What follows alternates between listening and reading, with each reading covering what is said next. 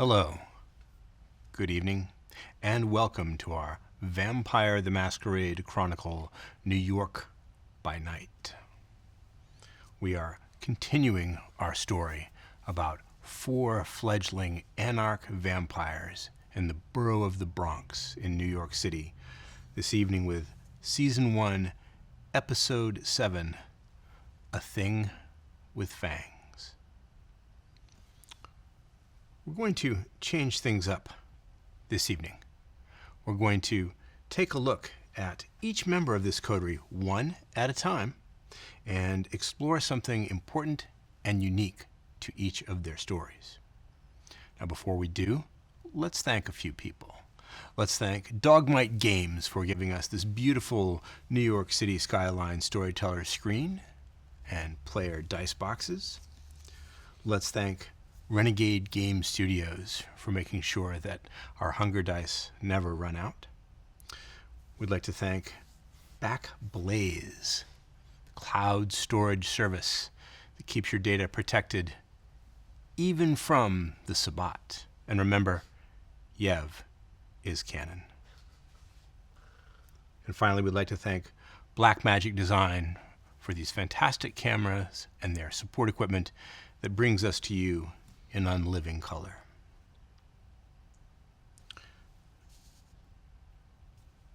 Now, as we look at each of these individual characters this evening, I encourage you to consider this.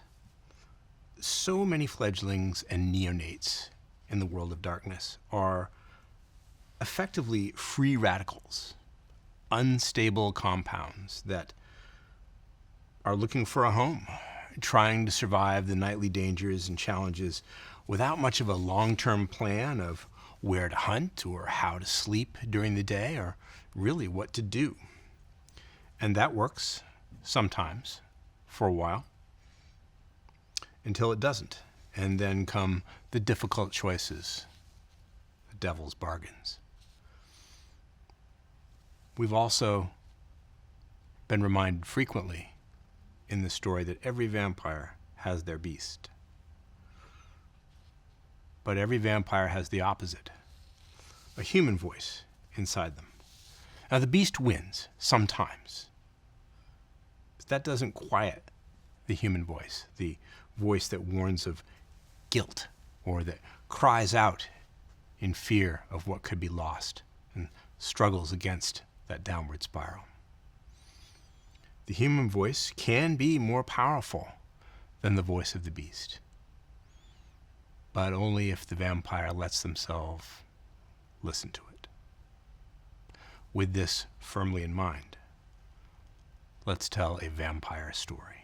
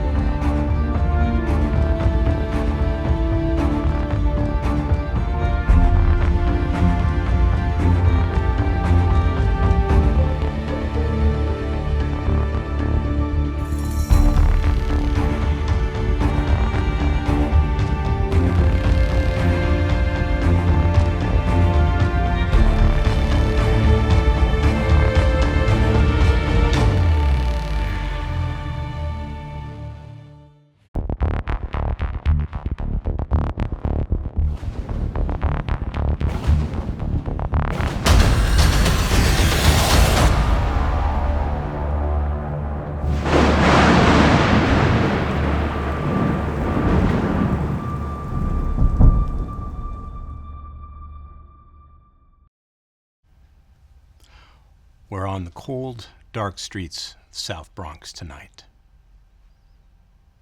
We're in the coterie's territory, their domain, turf that they have received for the performance of services, for the payment of rent. And on one of these streets, It's the Atlas Shipping Company. We're just across the street looking at it. The building is little more than a big rectangular shell, all rusting corrugated metal and chain link fencing, faded paint, stained concrete. It's so nondescript. It could almost be deliberately so, and they could be doing absolutely anything inside. A truck about the size of a big moving van with the company logo stenciled on it, a huge bicep balancing in the world, sits in the fenced-off parking area. And next to it, a much nicer vehicle, a silver gray sports car. But there are no visible people in either vehicle. A security guard walks a lonely beat around the building every few minutes, trying to keep warm, his gloved hands rubbing together. We see his steamy breath in the night air. He passes by this time and does not notice the vehicle parked across the street. Are you sure this is it, sir? Supposedly, yes. Okay, well, doesn't look like much. Well, that might be the point. What do you want us to do? Well, Michael, you wait with the car, and Angela and I are going to go and check it out. You got it. Is the best plan. I'll just sit right here. I mean, there's nothing conspicuous about a new super turbo fast minivan in this neighborhood or anything like that. Yes. Look, maybe drive around until we call, if you think Yes, sir. that's a better option. Yeah, you got it, sir. Thank you. All right. Yeah, let's do this. Yes, sir. Angela is ready. She has her equipment and weapons at your service. And as you leave the car, she glances at you again for the third time this evening in a direct and peculiar fashion. Is there something wrong? I just couldn't help wondering, sir, did you not find your clothes this evening? No, I just wore a different outfit. I'm just being inconspicuous. Yes, no one will notice. But I have different clothes. Yes, sir. How do you want to do this, sir? We had someone come and check this place out before, didn't we? Did we get any red flags, anything like that? Yes, sir. Our friends at the Midnighters did as you asked and reconnoitered the property. I talked to Miss Monica and Mr. CK. Mm-hmm. They did not actually go inside the building. Fair. But they reported that there is infrequent activity. Right. It could very well be what it seems to be, a semi-abandoned shipping company. Right. Or it might be something else. We really don't know what's inside. They did mention, however, sir, that they could not detect anything in the way of an active security system. Well, that makes that easier. As you can see, sir, there are no security cameras, just the wires and fittings where they were mounted. So someone is very disinterested about being forewarned. Interesting. A tactical error, I think, Yeah, considering what we are here to do. Well, hopefully we can just walk in, get what we need, and walk out. Let's see. Now, there are people here in the South Bronx Street. Most of them are walking purposefully and hurriedly, trying to stay warm against the cold. They walk in groups and singly, back and forth. It's not a heavily trafficked street, fortunately, Right. but it is certainly not devoid of life. Okay. Well, I will. Is there a gate, or is it just an open, parking lot? The chain link fence that surrounds the parking lot does have a gate. It's one of those roll-away entrances. Excellent. Well, I will walk up to the gate and see if I can acquire the attention of the security guard before stepping inside. You bringing Angela with you? Yes. Well, careful not to get hit by a car as you cross. You find that the gate is unlocked. There is a long chain and padlock wrapped around a post, but it's not connected. Great. Getting the attention of the security guard is easy as he completes his next circuit. He sees you. Excuse me. Hey! Could I speak to you for a second? Hey, what do you want? We're closed. No, I know. Just, I have a question, if you wouldn't mind coming here. Yeah, sure. Keep your shirt on. All right. No hurry. When he gets up to me, I make eye contact with him and say, would you mind taking a break? And I'm going to use Mesmerize. I'm going to use Mesmerize. Well, there's no roll required. Mortals have little to no defense. The only roll required is, of course, the rouse check. Which I pass, so I don't get hungrier. You are fine, at least in terms of hunger. So, his eyes glaze over. He checks his watch. Who checks their watch these days? But he makes a big show out of it, perhaps very proud of the expensive hardware of timekeeping on his wrist. Yeah, it's about time for a coffee break. Right. And if you don't mind, don't tell anyone we were here. Hey, suit yourself. I mean, there's not much going on tonight, you know? I mean, Are you one of them? Yes. Yeah, well, you'll find him inside. Perfect. Did he bring anyone with him? What do you mean? Any friends, anything like that? No, he's here by himself, like usual. Great. Perfect. I mean, there's the boys. The boys? Yeah, you know, the other guards. Oh, how many more of you are there? Who showed up tonight? Let's see. I guess, hey, look, 4 or 5, I guess. Look, I got to go on break. No, that's fair. Go take your break. Union rules? Yeah. No, Yeah. absolutely. Yeah. So, Tony's in there. Great. You know what, actually, if you want to radio everyone... never mind. No, that wouldn't work.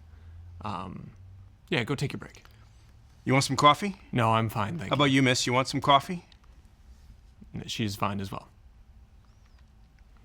Hey, never mind. You'll figure it out. I gotta go. Okay. He excuses himself and walks across the parking lot to the opposite side, furthest away from the building. And you can see now in the dark shadows, he's getting inside a little compact car. Did that seem ominous to you, Angela? Ominous, sir. Yes. So, there's him here, along with the boys. And seems like he's alone, but there are other security. So I'm going to suggest we do this quietly. At least until we meet him. Yes, sir. Whoever him is. Well, do you want to use the front door, sir? Or shall we seek another entrance? Maybe see if there's a back entrance, but that does possibly bring us into contact with more security, but let's see what we can do. Straight in and pretend we know what we're doing then? Yeah, sure, why not? It's worked before. Yes, sir. And we'll just walk towards the front door of the building. The front door is unguarded, and it's unlocked. Great. I'll go ahead and open it and step inside. Inside, you find yourself in a very small, cramped office. Filing cabinets, a computer terminal, an old metal desk, storage shelves. There is a door on the far side of the office. It's got that frosted glass that doesn't allow you to see through, but there's light coming through it, and you can hear the sounds of activity on the other side of the door. Low voices. The conversation seems muted, and no one sounds excited about anything. Right. But there is no one in this office to greet you. Angela, I'm going to go step in the other office. You stay in here. Sir? In case anyone either comes in behind us, or until I call for you. She removes her pistol, Perfect. checks the action, and positions herself in a corner where she can see both the front door and the office door. If someone does come in looking for trouble, maybe subdue them. Don't kill unless you have to, but protect yourself. Very well, sir. All right. And what is the signal in case you need me? I'll just say your name. Yes, sir. So, let's, I'm going to go towards the door and politely open it. Politely open a door, rather than rudely open the door. Beyond the door is about what you'd expect to see from a shipping company. A large open storage area with very little being stored in it. On the very far side, which you would call the back entrance away from the street, there are a couple of wide garage roll-up doors that are closed. And on the far wall, stacked neatly, a number of wooden crates and plastic containers with lids. Each and every one of them, you can tell, even from this distance, is securely padlocked. Standing near those crates is a group of people. 3 of them are security guards, dressed exactly like your friend from the parking lot. Right. The other is wearing a designer sweater with a beautiful pattern on it. Slacks, a top coat, and eyeglasses, which he keeps pushing up against the bridge of his nose as if they don't fit quite right. He's got some papers in his hand, and he's gesturing at the crates and the plastic boxes, speaking to the security guards, all of whom are doing their best not to look bored. Great. Not very successfully. Can I hear anything they're saying? From here, Yeah. you can hear the well-dressed individual saying, "Look, I really don't care how many guys you have to bring in here. It's all got to be gone. Get it done. The boss wants this place empty." And one of the security guards asks, what about us? What are we going to do?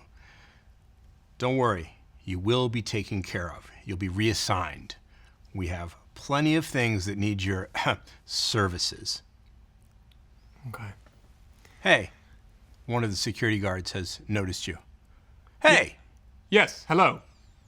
The man in the designer sweater turns around and looks at you. Good "Who are evening. you?" I'm here from the boss. "Yeah, I don't think so. Get this guy out of here." The 3 security guards immediately start walking purposely towards you, their shoes clattering against the concrete floor of the warehouse. Now, none of them have drawn a weapon. You're not even sure that they're armed. Once they get close enough to me,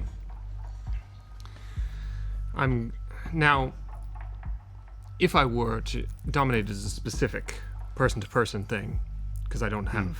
The powers that you possess certainly are specific, Yes. working on individuals rather than a mass audience. But theoretically, I could do one at a time, correct? Theoretically. Right.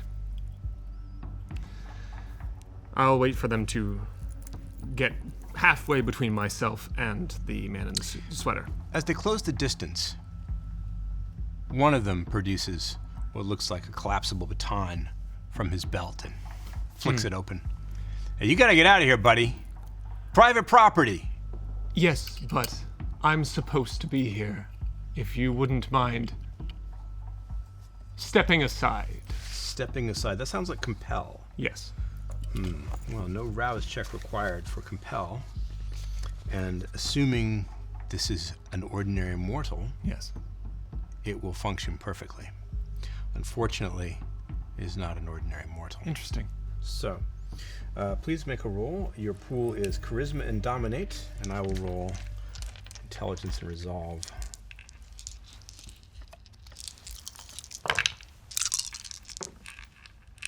One success only. 3 successes. 3 successes, a margin of 2. His muscles seize up. He never completes the forward motion that would have led to an attack. Instead, takes several paces and stands aside. Now, the other 2 security guards notice that he's done this, and one of them clearly thinks he's missed a cue, maybe. He's not sure. He hesitates. The third pays no attention and keeps walking straight towards you. Also using compel, look, the one still walking towards me. Join him. Once again.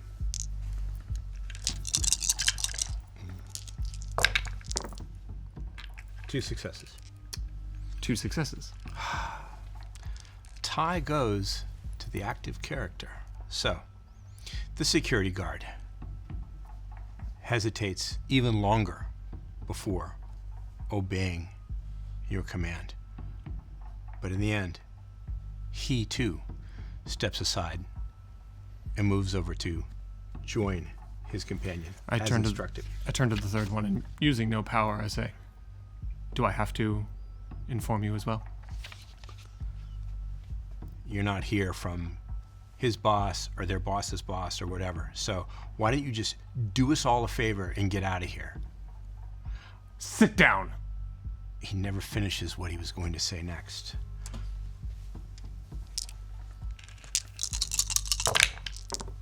Two successes. 3 successes. Margin of 1 is enough. He sits right on the concrete floor where he was standing. He looks bewildered. Now, of course, these commands won't keep them where they are forever. No. At this point, the well-dressed individual on the far side of the warehouse has pulled out his cell phone. And you can see that his thumbs are busily moving over the electronic keyboard, very slowly though, as if he's not really comfortable doing this. Before you send whatever message you're going to send, I would like to have a conversation if you wouldn't mind. He thinks about it for a moment. I'm not here to hurt you. He makes one final motion with his thumb and holds the phone at his side, but he doesn't put it away.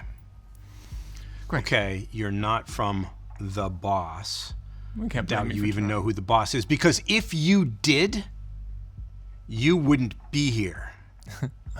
I'm sure. Now, I don't know who you are or what you are, but I can assure you that if you hurt me, things are going to go very badly for you. I have no desire to hurt you. Well, that's good. Yeah, Guess it's my lucky night. it would seem.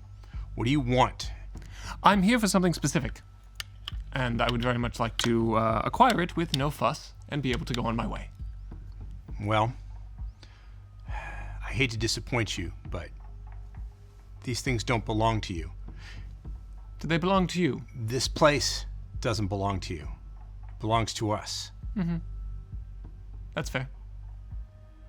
Now, I don't believe the bones belong to you either, considering you dug them up. They were buried in the ground. Have you never heard of finders keepers? Yes, but I've also found them. And I like to keep things. Look.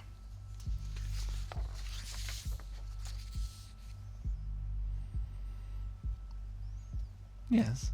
This is Camarilla property. Ooh. You are messing with the wrong kindred. Sure. I'm sure I am. I'm always, it seems, every day, every night, I'm messing with some kindred or another, and I seem to have come out pretty well So far. so far. Yeah, you're about to mess with the bigger fish. Right. Please, if you wouldn't mind, I'm growing a little tired, so put down your phone. I'm going to use Mesmerize. Well, won't this be interesting? Let's not forget the hunger die. 2 successes. 5. 5 successes. He doesn't put the phone down so much as he just lets it fall from his fingers. And that's when he backs up and jumps on top of one of the taller wooden crates, ready for a fight. So, I will walk over. you can go first. Your combined scores for initiative would be higher than his. I walk slowly over, go pick up the phone, put it in my pocket. He's produced a handgun while you were dealing with the phone. Please. It's a large pistol, almost a little too big for his hand. As he pulls the pistol, I say, look, again, I don't want to fight you. But I can, if you prefer that. I don't really want to fight you either, so let's not fight. Great. Something strange happens to his face. A moment ago, it was plain, almost unassuming, but somehow it's now different. His eyes seem to take on a glittering ferocity that weren't there before. He pulls his lips back away so that you can see his fangs, his shoulders square. He's found some sort of inner strength. He looks like he might actually mean business. I'm going to give you one last chance before they get here, and we string you up in chains, throw you on a roof. Angela, shove a would you please come in telephone here? pole. Yes, sir. So, he's going to try to intimidate you, Great. threatening you with Camarilla violence. Probably not terribly impressive to Isaac. No. But even so, let's make the roll. Let's make it composure. No, better resolve, since you are in fact on a mission. And let's add your intimidation to it as well. Wonderful. You're not trying to coerce him.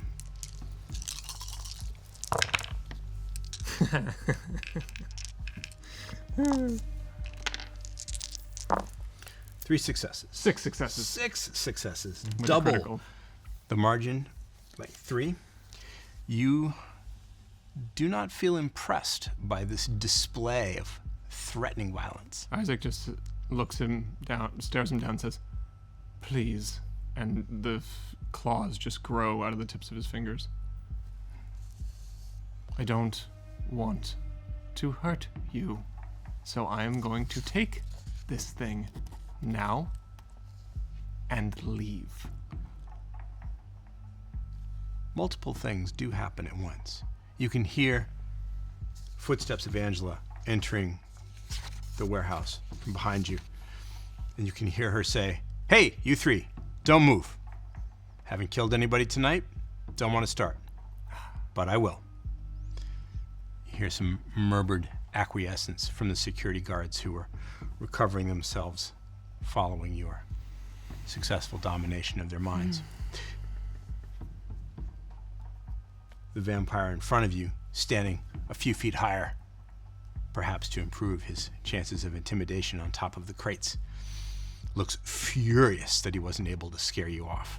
And yet, he still has not opened fire with the gun, even though he's got you at point-blank range. And your feral weapons begin to grow, except something is different. Normally, of course, they would be long, attenuated claws, dark in coloration, deadly razor sharp. But this time, the finger bones themselves extrude from your fingertips. You can see the white osseous substance elongating, twice as long as the feral claws that you are accustomed to wield in moments of physical violence. And each of the finger bones is covered in tiny little bone-like spurs, almost like the thorns on the stem of a rose. And the vampire's eyes get very wide, and if he had any place to go, he would. What are you? Special.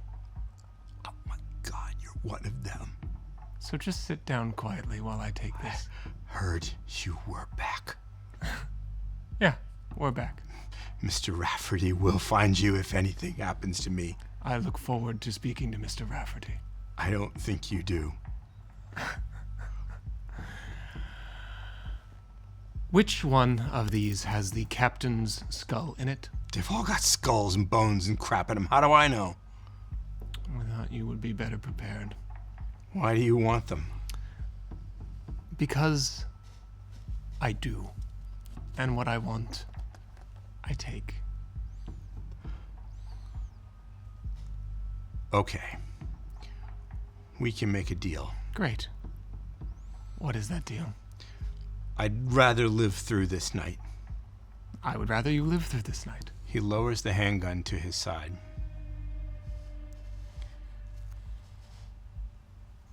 Hit me. Okay. I couldn't stop you. Right. That makes sense. But I tried, right? Yes. Just don't kill me. Oh, I won't. And I take the hand with my new accoutrements, and I stick it into his right, or his left pectoral muscle, and I just throw him from the top of the crate. It feels different, of course, than it would attacking with your normal feral weaponry. Better. More organic. He howls in pain, loses his footing on the crate, stumbles down to the concrete floor of the warehouse, one hand clutched to his upper chest where you wounded him, the gun clattering away on the floor. Oh, God! No! He's starting to crawl away from you. All right, let's open these crates. Sir, you need help? Might need a hand. Let's see. What about these three? Hey, lady, we didn't see anything. We don't know anything. We were never here. Great. As long as they don't interfere, I don't care. Oh, shit, man. We don't get paid enough for this. This is different. This is different. This is different. This is new. Okay. Yes, the skull. We need to find the skull. That's why we're here. And I'm gonna... These are all locked, correct, with padlocks? That's correct. Okay. I wonder. And I'm gonna take a slash at the lock, see if I can just break it off. Well, Test with out the these. new osseous weaponry that you are sporting, let's find out. Let's make a...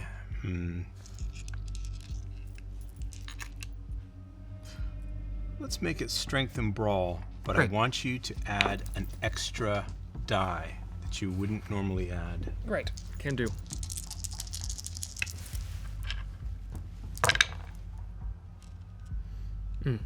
Two successes. It feels like a normal blow. You don't feel like you've struck any harder than you normally would, but the lock comes away from the wooden crate. A hot knife going through butter could not have cut more cleanly. Shriek. Wonderful. Any of you security guards? Is there an inventory into what is in each crate? It's in the desk. Which desk? The desk. I got it. I'll get it. Thank you. A few moments later, he comes trotting back with a sheaf of papers. Looking through for trying to find the captain's skull. Takes a moment or two to decipher the scribbled handwriting, but with the manifest, you are able to determine that it's in one of the large plastic crates. Go to that one, break the lock if necessary, and search through it. So you break the lock, again, using your feral weapons that have turned into bone spurs. It's very satisfying to destroy things this way. Feels good, yeah? Yeah. It feels right? Yes. Splendid, splendid. You have made me so proud. Now, this is unusual. This is a voice you do not normally hear except when the beast rattles its cage inside you. Inside the plastic crate, there is a sort of wrapping or liner that is made out of synthetic fabric, very thick, very waterproof, obviously designed to protect very carefully whatever is within. And what is within is, of course, bones. There is a skull. There are several other bones that you think might be perhaps rib bones, maybe a clavicle, perhaps the humerus, and various shards, all darkened with age. Angela, may I... Sir, your hands! Yes, I know. Hey, I said don't move. They flatten themselves back on the floor. Yes, it's okay. Would you pass me your bag? My what? A bag. Did you have a bag with like a backpack or anything with you? Yes, she takes the empty sack off her shoulder and hands it over. It's fine. Are you all right, sir? Perfect. And I turn around and I just start stuffing all the bones into the bag. Angela looks a little doubtful at your reassurance, but she does as she is instructed. Sir, are we staying? No, we're going to be leaving in just a moment. And the staff? Yes, I will deal with that. Put the bones in the bag, and I turn to the kindred who's on the floor. He has crawled away and propped himself up against a wall. He has also managed to retrieve and clutch in his hand the papers that he was holding when you first entered. Seeing your attention on him, he quickly stuffs them into his trousers pocket. What are those? They don't belong to you any more than the skull and the bones do. We've established I don't care. I can't believe this. Why don't you freaks just go back to where you came from? The city is ours. I don't want the city. You can have it. You realize the prince is going to hunt you down when she knows you're here. Sure. You haven't met Kadir. No, I haven't. I'm sure he's a monster like everyone else. Look, I thought we had a deal. We do. I'm not going to kill you. But... Then leave me alone. You got what you came for. You know what? You're right. But I will say, don't tell anyone about me. And I'm gonna mesmerize again. You want to use mesmerize on this kindred, so that'll be a check of the hunger, a rouse check. I don't get hungry.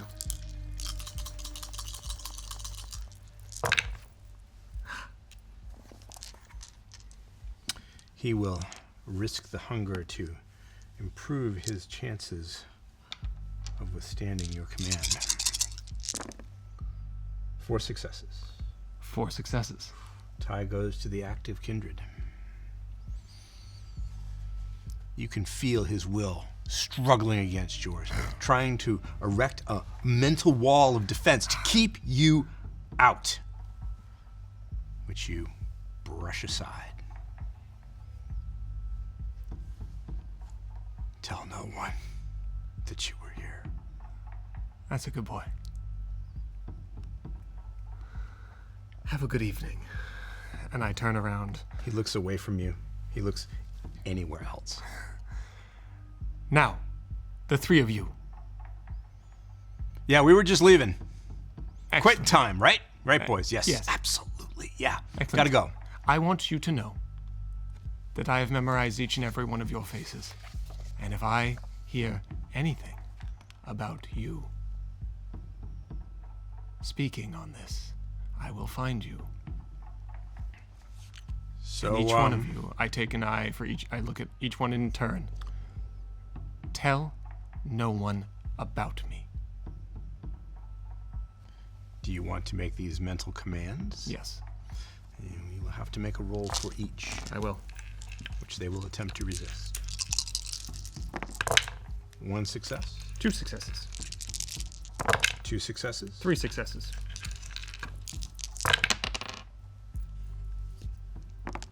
4. 1. Now this is the security guard who brought you the manifest. Do I know he didn't succeed? Have no way of knowing whether or not the compulsion, I should say, Right. the mental compulsion of Correct. command has succeeded. Wonderful. I bid you all a good evening. Let's go, Angela. Hey, I got a feeling we're gonna need new jobs. You 3. Yeah, us. Great. Well,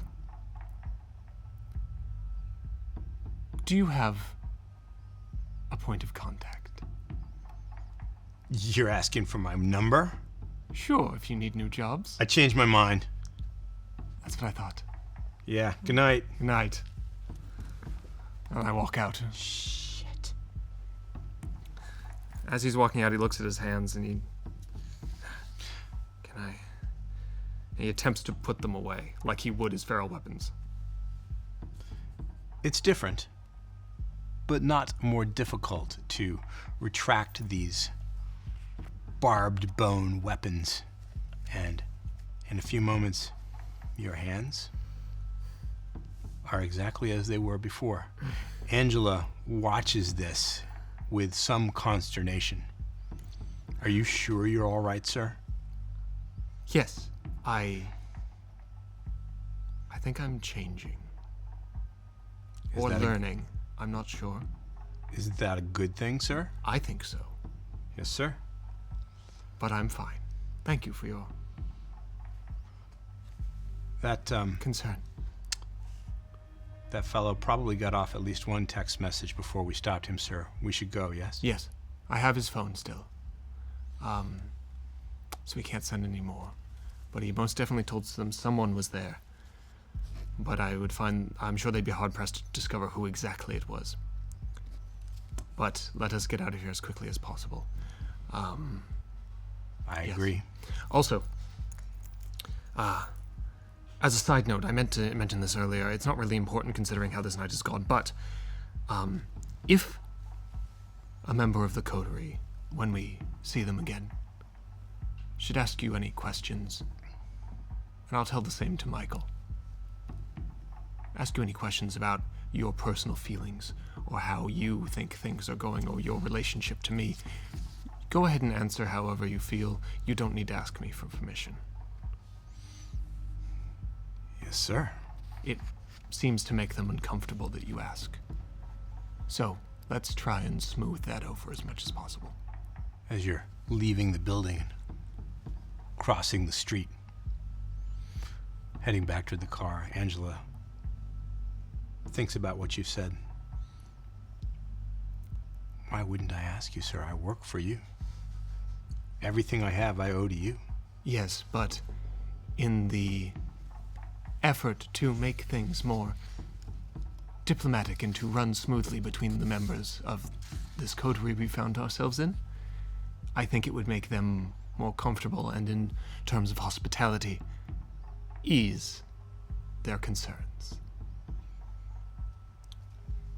Whatever you say, sir. Thank you, Angela. Let's take the long way home. I have some things to think about. Things to think about.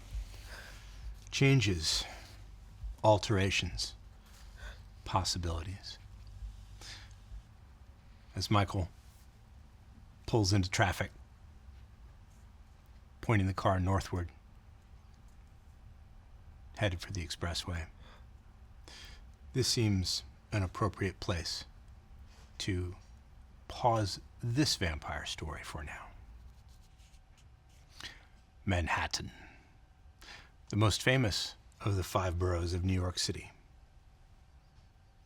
We are in the financial district, the southernmost part of the island. This is the buzzing financial heart of New York City, and some might say of the country. It's home to Wall Street and glittering skyscrapers that loom above head, blot out the night sky with their immensity. During the day, the sidewalks bustle here, teem with life. At night, after the banks and the hedge fund investment firms are closed, young professionals fill the restaurants and the bars of the South Street Seaport and the pedestrian-only Stone Street. Above it all, the observatory at the top of One World Trade Center, looking down over everything, the top of the world. We stand across the street from one of these buildings. There are 2 polished metal doors with brass rivets and an ornate medieval heraldic plaque attached to them. The crest resembles something that one might find on a knight's shield, but it's probably an absolute fabrication. There is nothing to say what goes on behind those doors. No other sign, no lights. But you, Ray, you know what happens inside because you've been here before. New York City's wealthy are a special breed of rich. As if owning a multi-million-dollar hedge fund isn't elite enough, the city's wealthiest power players finance these havens to protect themselves from unwanted mingling with the rest of the city. These guarded enclaves, these private membership clubs offer every luxury and amenity imaginable if you can pay for it. Now, some private clubs are famous in New York City, of course. Everybody's heard of the Union, the Knickerbocker, Zero Bond, the Yale. But others, like this one, are so exclusive, very few people even know they exist. Now, from here, out here in the cold spring night, see the 2 guards at the door. Their suits aren't as nice as your suits. Standing attentively, watchful, making sure that nobody who cannot afford to pay the enormous fees gets through this portal. You and your new associate, Mr. Drexler, are in the cab across the street. Mr. Drexler is, of course, the driver. Are you sure this is what you wanted to do? I've been putting this off for a long time. Do you know what they are going to do to us if they find us? Yeah. Yeah. Oh, you do know. Oh, great. Oh, that makes me feel so much better. Look, it doesn't seem like the Bronx is much better, honestly. Hey, look, I don't have to worry about the freaking Camarilla coming breathing down my business. I'd rather deal with the fucking Putanesca, frankly. Have you ever met Sheriff Kadia? Oh, but thanks to me, you don't have to deal with the Putanesca. You don't have to deal with Richter. You don't have to deal with anything in the Bronx anymore. I see your point. This is your grateful demeanor? What, you want me to say thank you? It wouldn't hurt. Look, truth be told, yeah, I'd rather be in business with you. The Hakata are, brr, right? So, but effective. They did get me the stuff. And, I was able to unload it off the, the buyers. But it didn't seem to end too well for you. It could have gone better. But, oh yeah, okay, so thank you. So what are we doing here? You ain't gonna go in there, are you? That's the plan. They'll kick your ass if you're lucky. Well, I think I've established that I can take a bit of a beating. Well, yeah, but you want to lose another suit? This isn't a favorite of mine. I'm kind of running low on wardrobe. Oh, you kind of look like one of them. When you're wearing the suit. No offense. So what do you want me to do? You can... I think I should wait right here. You can stick here. So that when you come screaming out the door, we can make a quick getaway. I've got your number, and I'll let you know if anything goes terribly wrong. Drive around the block? Look, if I need to jump out the window and land in an alley, then yes, drive around the block. What if they catch me? Drive quickly. Look, if you really need to, you can jump into the back of the cab. The windows on this one are blacked out, as you remember. Yeah, I know. And are you sure that works? Look, I can't see exactly where we are from here. It is blacked out. The sunroof is the only way I can see. I guess I'll call it a moonroof from now on. Yeah, okay. All right, I get the picture. Well, with any luck, you won't need me to do anything. So, and this will be, well, I'd like to say painless, but I don't think so. Let's not put too many chips on the luck spot. I hope you know what you're doing. I don't. Oh, good. That makes me feel even better. All right. Look, I hear what you want. I'll do my best. Good luck in there. Wait till I come back out, and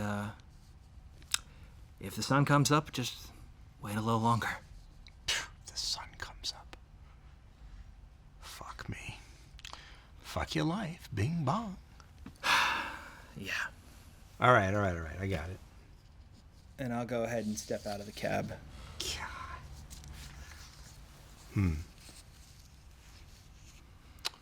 There are mortals on the street. Impeccably well dressed. Business fashion. Some of them, perhaps leaving the kind of office late. A place where you were once welcomed with open arms. In fact, a place that you thought of as home. They pay no attention to you as you cross the street and walk toward those guarded doors. The security guards see you, but they don't address you. I'll head straight to the door. He holds out his hand, palm up, as if expecting something. What, you waiting for a tip, or? You should move along, sir. Oh, Members are you only. asking me to dance? That is adorable. Members only, sir. My membership is due. You can go ahead and tell them that Ray is here. Ray. Sir, what's your full name? Reyes. Reyes Malcolm. Please wait here, sir. His compatriot steps over a pace to get directly in front of you so that he's between you and the doors while his associate enters. I see you've graduated to senior door. Good job. It's a living, sir. He is very, very careful not to look you in the eyes. But he always keeps you within his field of vision. Nice night, sir. Smells like I remember. About 2 minutes later, the security guard who stopped you returns. Well, you're not expected, sir. If you'd like to wait here for a moment, someone will be out in just a short while. Good news rarely is expected, but that's what I bring.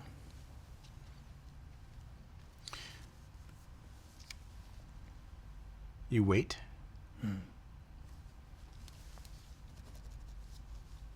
Doesn't take long. Two kindred emerge. One of them you recognize. Lavash of the Ventrue clan. His strong features, dark, thick hair. Not dissimilar to your own, but younger when he was embraced. And the He other? has an impeccably tailored suit, a silk scarf that's more for show than for protection against the cold. His necktie has a tie tack made out of precious stones and gems that are more expensive than most luxury wristwatches. The other you don't recognize at all. And she doesn't look like she belongs here any more than they think you don't. She's very pale, very slight, and she's wearing dark clothing that could be best described as baggy. She's also smoking a cigarette, which is, while not unknown among the kindred, a bit unusual. Her hair is thick and dark, and you can see that she's made some attempt at it this evening, but it's not holding up well. She takes a long drag on the cigarette, looks at Lavash, looks at you. Lavash smiles. Well, well. This is an unexpected pleasure. Would you like to invite me in? Not particularly, but you'd like to be invited in. Oh, I very much would. If I asked you what you were doing here, Ray, what would you tell me? I would tell you that I've come to bring good news and prove that it's worth it to have someone like me around. That's not my decision. But if I were so inclined, yeah, I could help you out. Things have changed since you left the burrow. Really? But why would I help you? Because I'm a changed man now. You're not a man. No. None of us are. No, that's true. But change has happened nonetheless. Lavash looks at the slight, pale, dark-haired kindred next to him.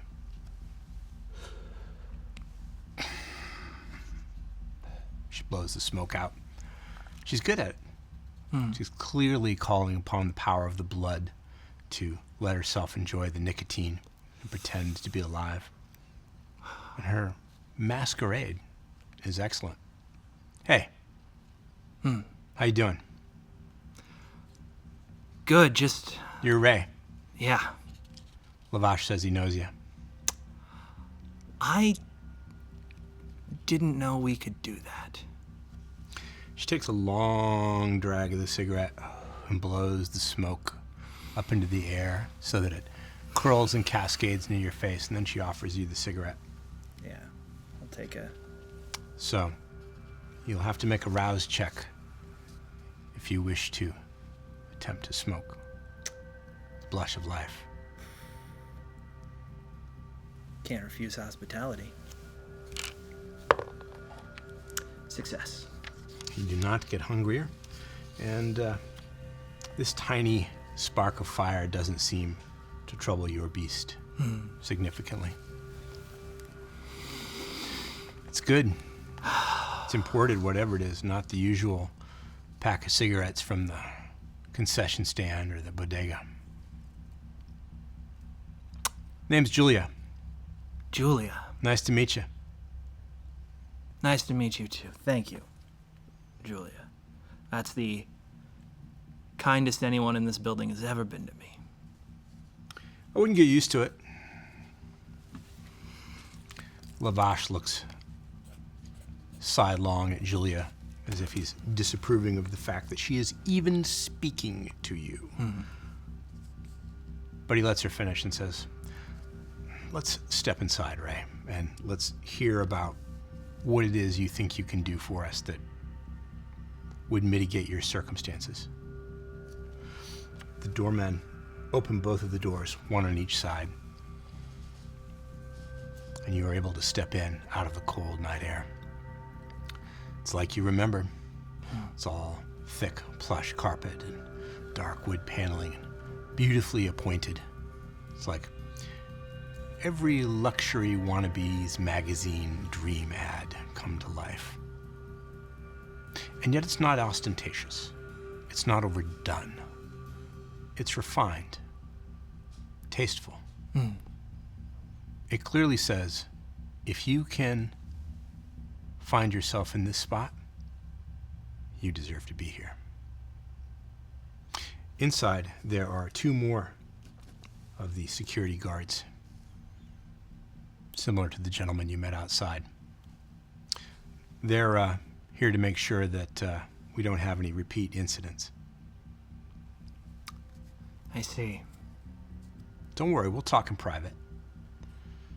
I don't think you are here to hurt me or anybody else.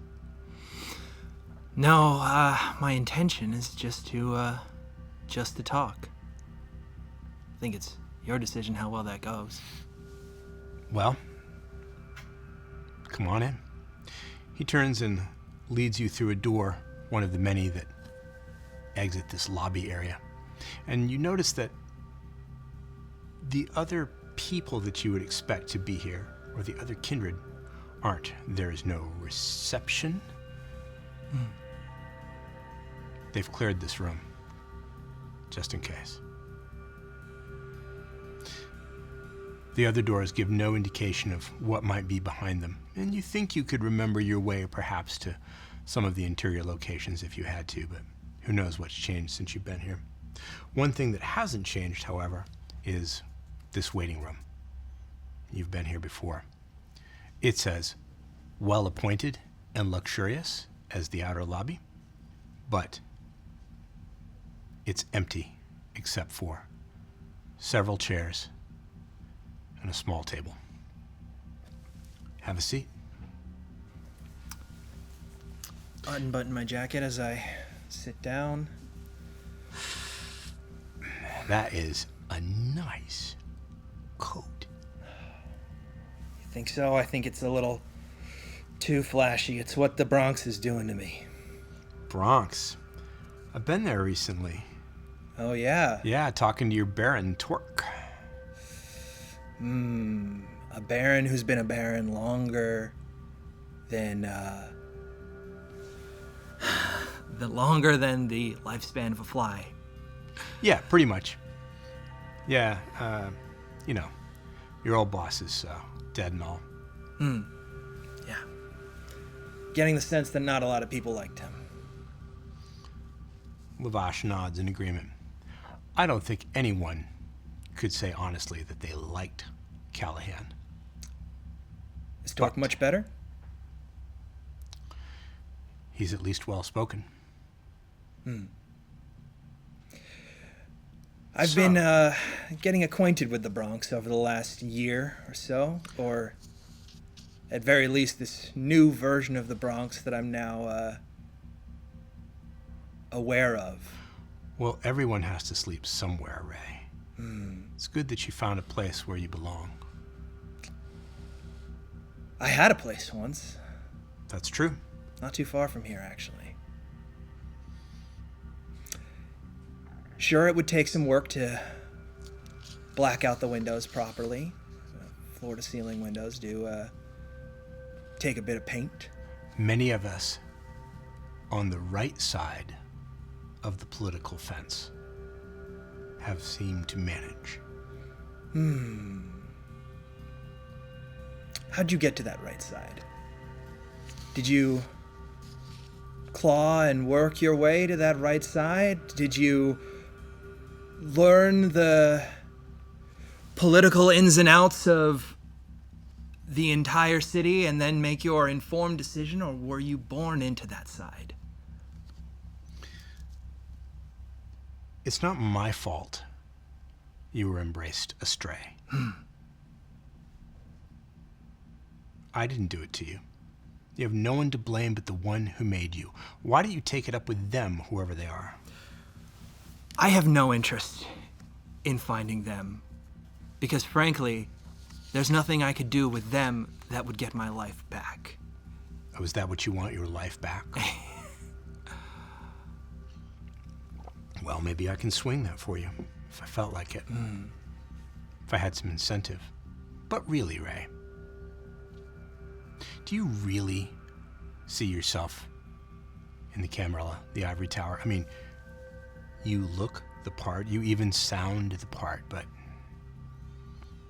your clan, as I understand it, hit the highway decades ago. That's been the little niggle for the last year, hasn't it? As much as I once belonged in Manhattan, ironically, despite my bloodline, despite my lineage, despite where I was born, despite where I came from, I'm back to square one. Someone trying to keep me out of Manhattan because of what I was born. Julia is nodding as you speak, as though she understands exactly what you're saying. And I don't begrudge the system for having rules. All I need is a few like-minded individuals, a few people who can see the forest for the trees. Hey, look, tall, gray, and handsome, you aren't the only one who gets the crap end of the stick. I'm not exactly persona grata around here, but maybe they're coming around to me, right, Lavash? He shrugs and rolls his eyes as though he couldn't possibly care less. Look, I'm what you might call probationary, too. They don't normally let my clan join in the reindeer games. But times are changing. New knights, right? New knights. New knights. So you're Gangrel. That's what they tell me. Yeah. I don't know of any of your clan that are in the Camarilla in New York. But on the other hand, I'm the only one of my clan here too. Or that was true until really recently. Now there's a little club, you might say. I'm afraid I'm not familiar. I've been learning a little of the clans recently. You'll have to excuse me. The last time I saw Lavash, I was a newborn in this world. Sucks, don't it? Yeah, But we adjust. I'm making my way. And it could be worse. So if you'll indulge me, what is it that your clan claims to be? Oh, allow me. Julia here is our most prominent member of the clan La Sombra, which you may have heard of, or you may not. I don't really know what kind of education Berrin Torque is giving your faction these nights. As far as I can tell, Berrin Torque is much more interested in Berrin Torque. They're not very structured in the Bronx. You're not part of his coterie, then? His coterie? No. Haven't had the pleasure yet. Oh, you haven't met your new Baron. Interesting, don't you think? The old regime goes away in a puff of flame and smoke, or stakes, or whatever happened to Callahan. A new leader proclaims himself practically the same night.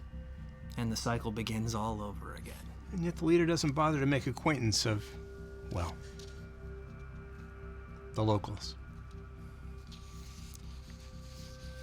Like I said, it's a lack of structure, a lack of efficiency, a lack of discipline, and frankly, sometimes just a lack of manners. Well, your manners always were impeccable up to a point.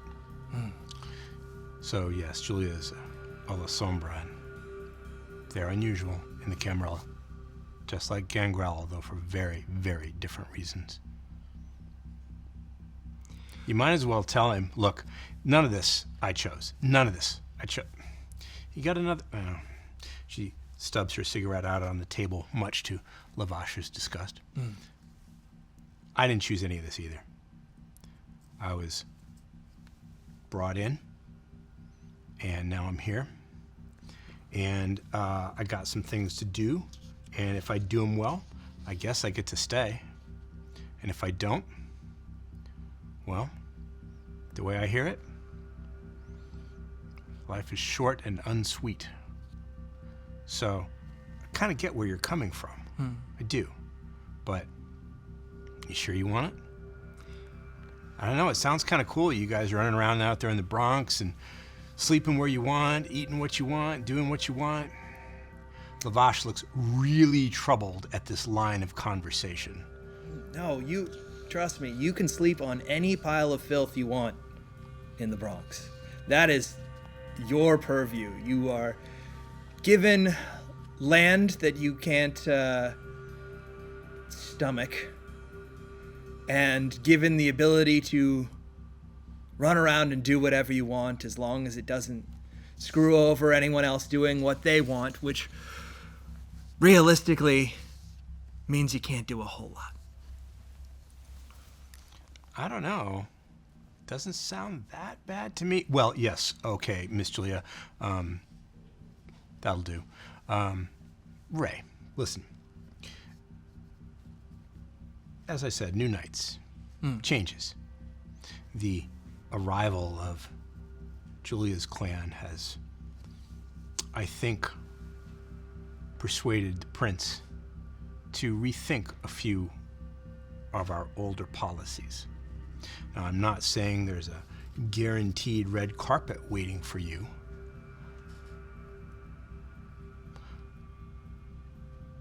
But it could be done. It could be done. The Ventrue clan has ambitions and goals. And some of my associates have goals and ambitions in the Bronx, in fact. Yeah, I've heard tell of Camarilla involvement in the Bronx. There's Camarilla involvement everywhere in this city. The Bronx isn't special. It's just underdeveloped. But in order to grease those wheels, to pave your way, to introduce you to the right kindred, you will have to offer something persuasive. I can't go empty-handed and say, I know a guy. We should let him in. You know it doesn't work that way. I've encountered things in the Bronx that I never thought I would see. Admittedly, all right. This life and this world is new to me. It took some getting used to. When last we spoke, I was very, unaware. And I'm not gonna pretend that I am now some ancient and all-knowing kindred. But I think there's a few things going on in the Bronx that the Camarilla would be interested in. And I think that a fresh perspective might at least be of some value. You can't play both sides, Ray. You know that too, right? If, and I stress if, this goes the way you want, there's no going back. Not anymore. They won't allow it.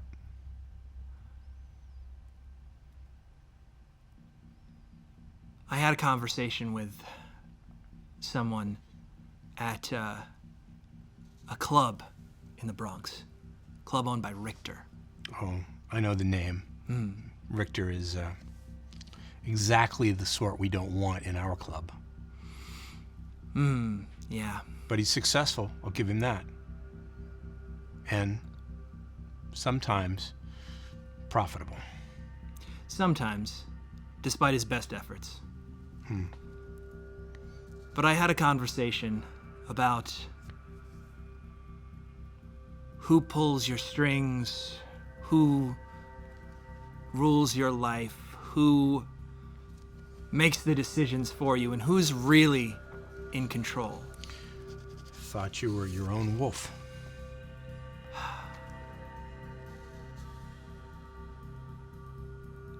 I prefer to think of it as a big fish in a small pond, looking to get back to the ocean.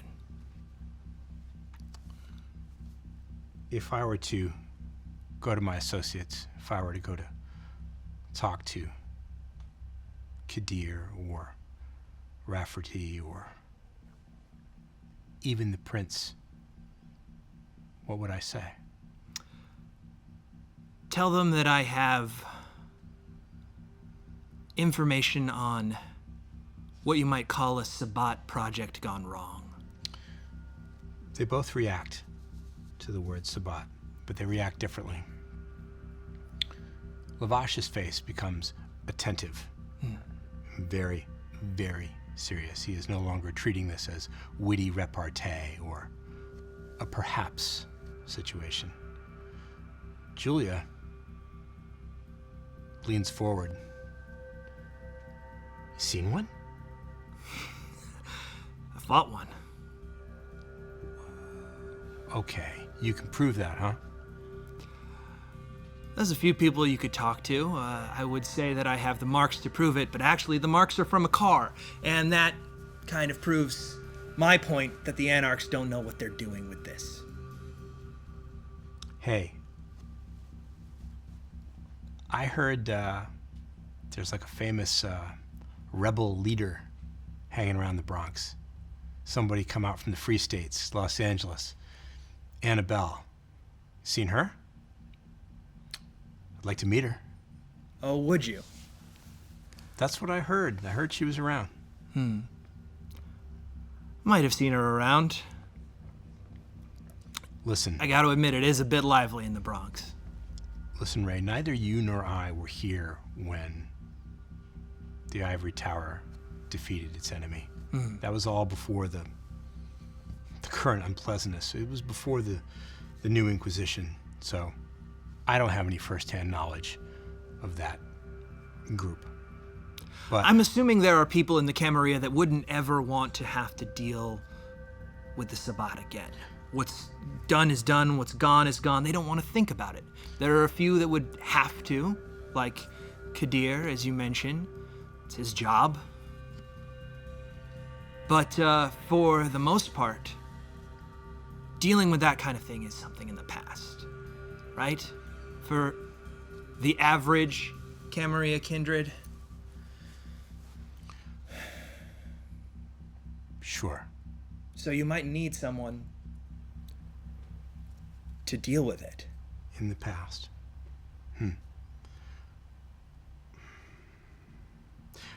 You fought it. How do you know it was...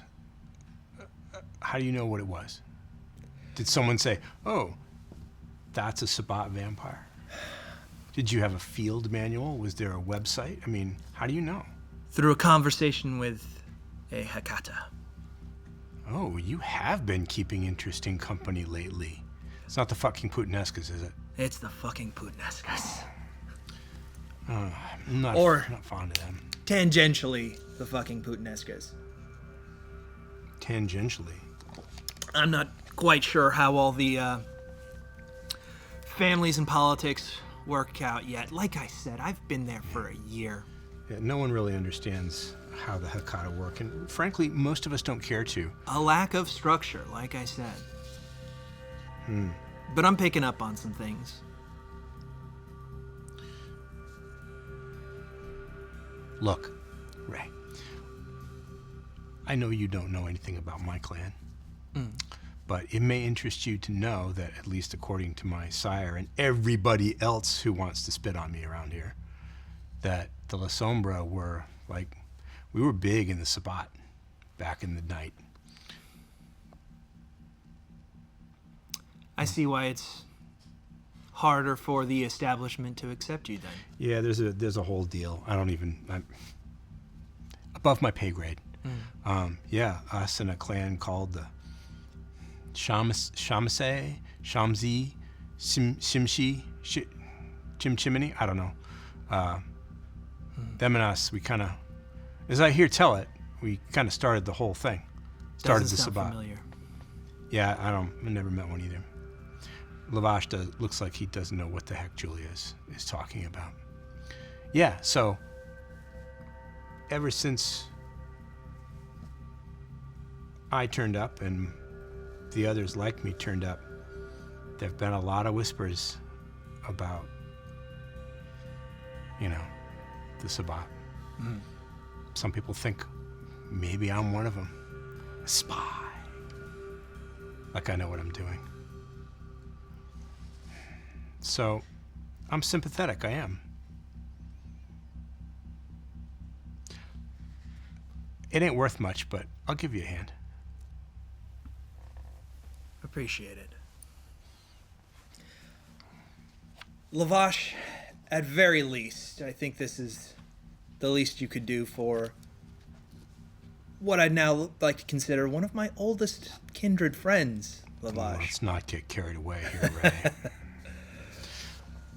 I was happy. At very least, just not raising stakes when I walk into the city. I was happy with the way things were, but, not my call. So who are you hanging out with these nights? Have you got yourself a gang? Is that what they call it in the Anarchs? Coterie. Yeah, we call it that too. Funny. Just the similarities and the differences that really make us what we are. Yeah, and the hatred that runs in between.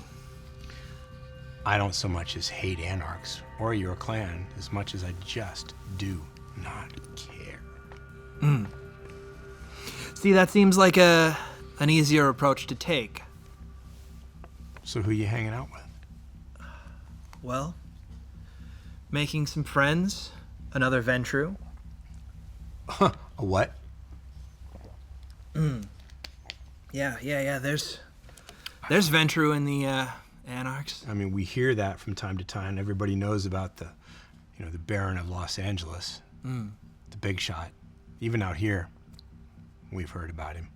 But, didn't know any of our clan was hanging out in your borough. That's so disappointing. Well, maybe I'll bring her by and you can set everything straight. Maybe she'd like to come over to the right side too. We'll see how many you're interested in, yeah. Okay. I'm going to whisper in a few ears that you think you have actual contact with something or someone that may or may not be a Sabbat vampire. That's going to raise a lot of interest. You're going to have to prove it. You're going to have to back it up if they decide that that's your ticket. But I'm going to ask you for a favor. It's not really a favor, actually. You just need to do this for me if you want me to help you. This Ventrue you hang out with, I want to know her name. In fact, I want to know everything about her that you can tell me.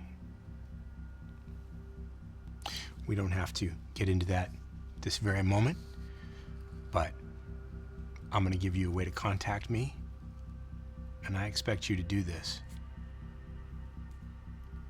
In return for which, I will do what I can to get your membership reinstated. Well, I'll keep him honest. Don't worry. We got this. This is going to be really interesting. I never hung out with well, I mean, there was Tzimisce, but I think she left the city. I never hung out with a Gangrel before. Well, hopefully we don't have to introduce you to the, what the clan is all about. Take this. He hands you a very expensively made business card, matte black, with what looks like genuine gold inlay around the edges. It's got a phone number on it and nothing else. If you get into serious trouble, there's something that you could say that might get you out of it. And don't ask me what it means, because I cannot tell you. And this is pure favor. Atticus Bones. Now get out of here before someone sees us. Not a problem. I'll stand up, button my jacket, and make my way to the door. And as I get to the door, I'll turn, look back at Julia, and say, oh, by the way, it's pronounced Tzimisce. And leave. Julia nods. I liked my way better. This seems like a very good place to pause this vampire story for now.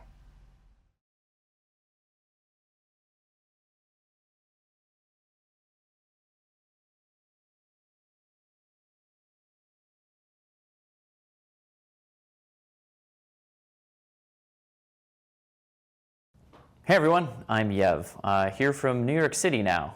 Victor sent me out here to do some tech work for a friend of his. I haven't quite met up with them yet, but either way, very exciting to be sent on location.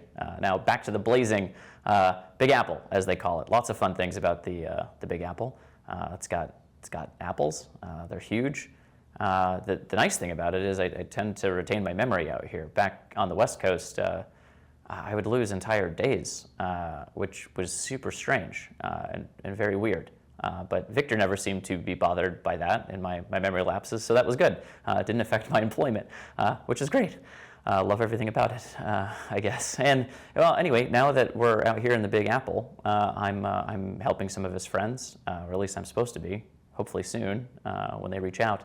But I wanted to tell you the same thing that I'm going to tell them, which is, if you go to backblaze.com/NY by night, that's NYBYNIGHT, you can start a free trial of Backblaze. We'll back up everything on your computer. It's movies, photos, music, videos, contracts, covenants, I don't know, things that are important to fancy business people like Victor, and I'm sure everyone out there as well. And you'll have a copy of it available to you wherever you are, maybe on your computer, maybe on your phone, maybe on your other mobile devices, iPads, I don't know, something.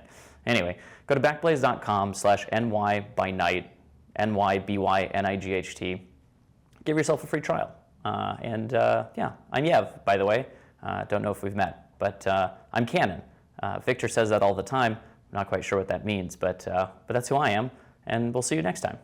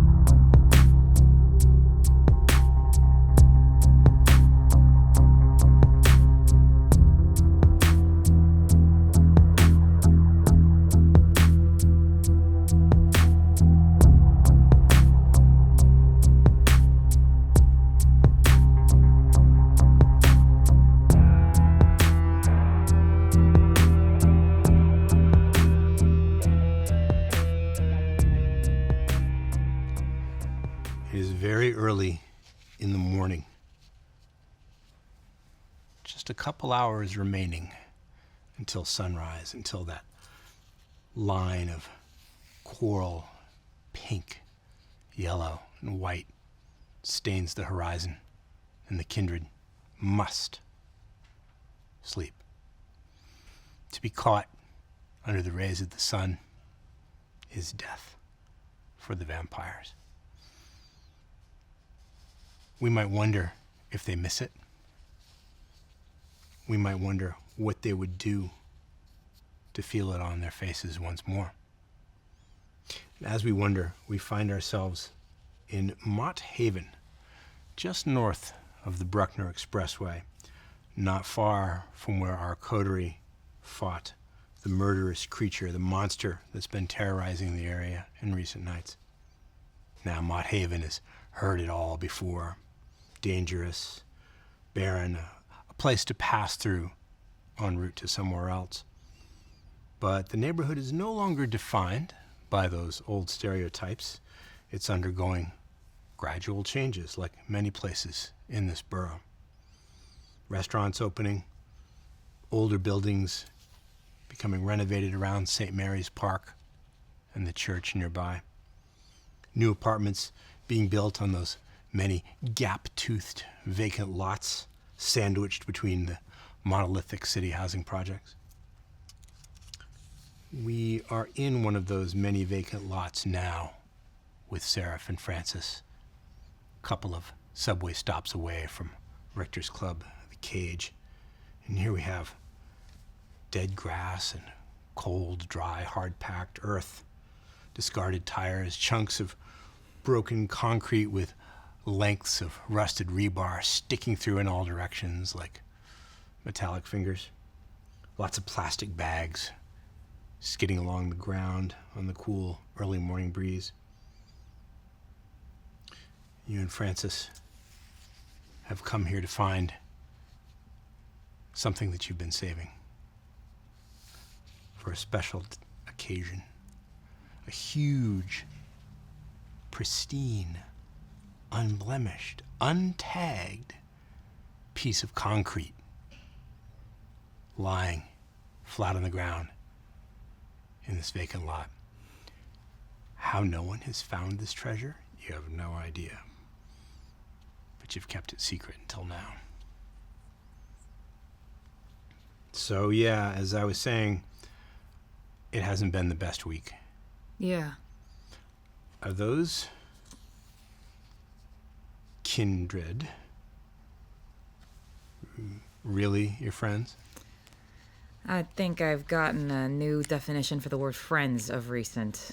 What's your beef with kindred? You say every kindred doesn't like you, but I don't think that that's accurate. Well, you heard what I am. Thin blood, yeah. Yeah, and you're A Ravnos. I don't even know what that is. I don't either. Sounds cool. Ravnos brand. Maybe it's just because you got that weird upbeat personality. Yeah, sometimes, right? Not tonight, though. Oh. I don't think much of our Simone. That's how most kindred treat me. Kick you to the curb? No matter what city I'm in, that's how we get treated. Even in LA. And that's supposed to be the free state, right? You would not believe what happened to me back there. What happened? It's a long story. Can you tell me the short version? Yeah, we came here to paint, right? We did. You got your weapons? Sure. Okay, all right. So as he talks, Francis rummages around in your canvas bag of spray paint and pulls out a few canisters. Magenta, okay, whatever. All right. Pick a color you like. I like this turquoise one. Great. Okay, can we use Like this? following that impulse. How do you... It's sealed. How do we get the... I got an idea. Okay. Okay. Yeah, I mean... Do you ever hear any of your coterie, friends, whatever. Did they ever talk about Gehenna? You ever hear of it? No. Gehenna? Gehenna. Sounds stupid, doesn't it? I mean, it sounds stupid to you. Well, it might be real. Okay. It's this vampire apocalypse. Oh. And there are sacred texts that claim we Thin Bloods are somehow the cause of this catastrophe. So, kindred who believe in that fairy tale hate us and hunt us because of it. The Camarilla especially. Elders especially. And the older they are, the more they believe it. Well, I'm pretty young. In LA, I had to leave because some kindred told us that we weren't welcome there. Anarchs. A Berrin. Yeah. So you left?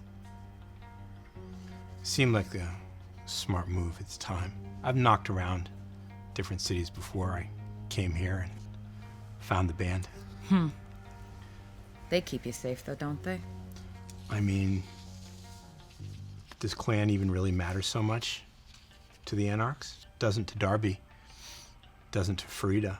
I mean, what matters is what we are, what we can be, right? Yeah. And that has to be so much more important than whatever ridiculous lineage is in our blood, I think. So I'm not sure exactly how we should do this, but are you ready for an experiment? Yeah. Okay. We need, oh yeah, here we go. He reaches down to the cold, stiff ground, pulls up a empty soda can.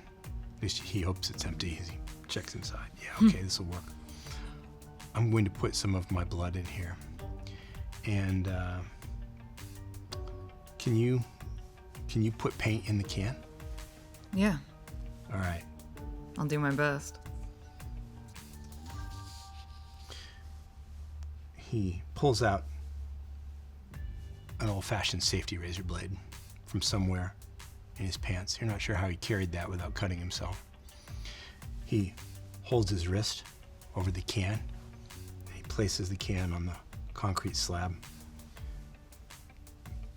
Slices the blade across his skin and begins to fill the soda can with it.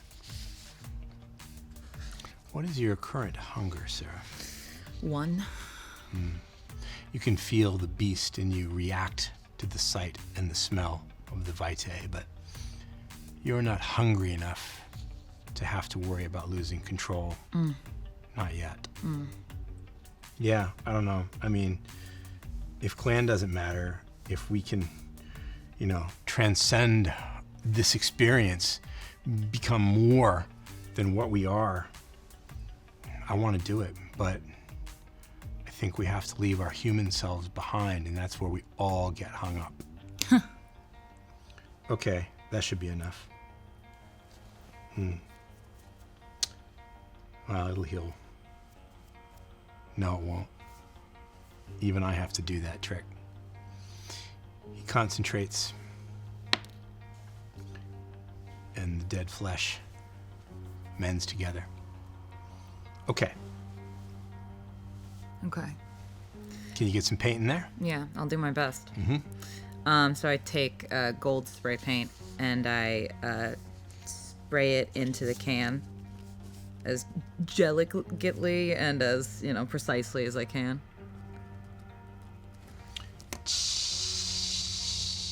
Some of the metallic gilt color, the liquid gold, as it were, pools on the top of the can and spills down the sides, gets on your skin. But you get a fair quantity in there. Okay, shake it up. And shake it like this. All right, cool. Now we need, I don't know what we need. Every formula is different. And every one of us who can do this, and not all of us can, does it differently. I know one thin blood who can make the same stuff that helps me get off the ground, but the ingredients are totally different. It's like, you know, Anthony Bourdain on one side and Emerald on the other. I mean, it just doesn't... Interesting comparison to cooking. Well, I mean, it is cooking. I'm going to show you. We don't have a proper, you know, Athanor or you got to cook the stuff. Oh. And we all do it differently. Some of us use like, well, you know, you can cook it like in a chemistry lab, like a Bunsen burner, or some of us use like a crock pot or a pressure cooker. I mean, all kinds of different things. Some of us know how to do it inside ourselves. And that's what I'm gonna do as soon as we, let's see. Serif, what do you have in your head a picture of what you're gonna paint? Do you know already? Or does it just come to you? Does it come from some hidden secret place inside you that you go to when you want to? How does it work for you? Sometimes I plan them in advance. This time I was gonna try and see what took me over.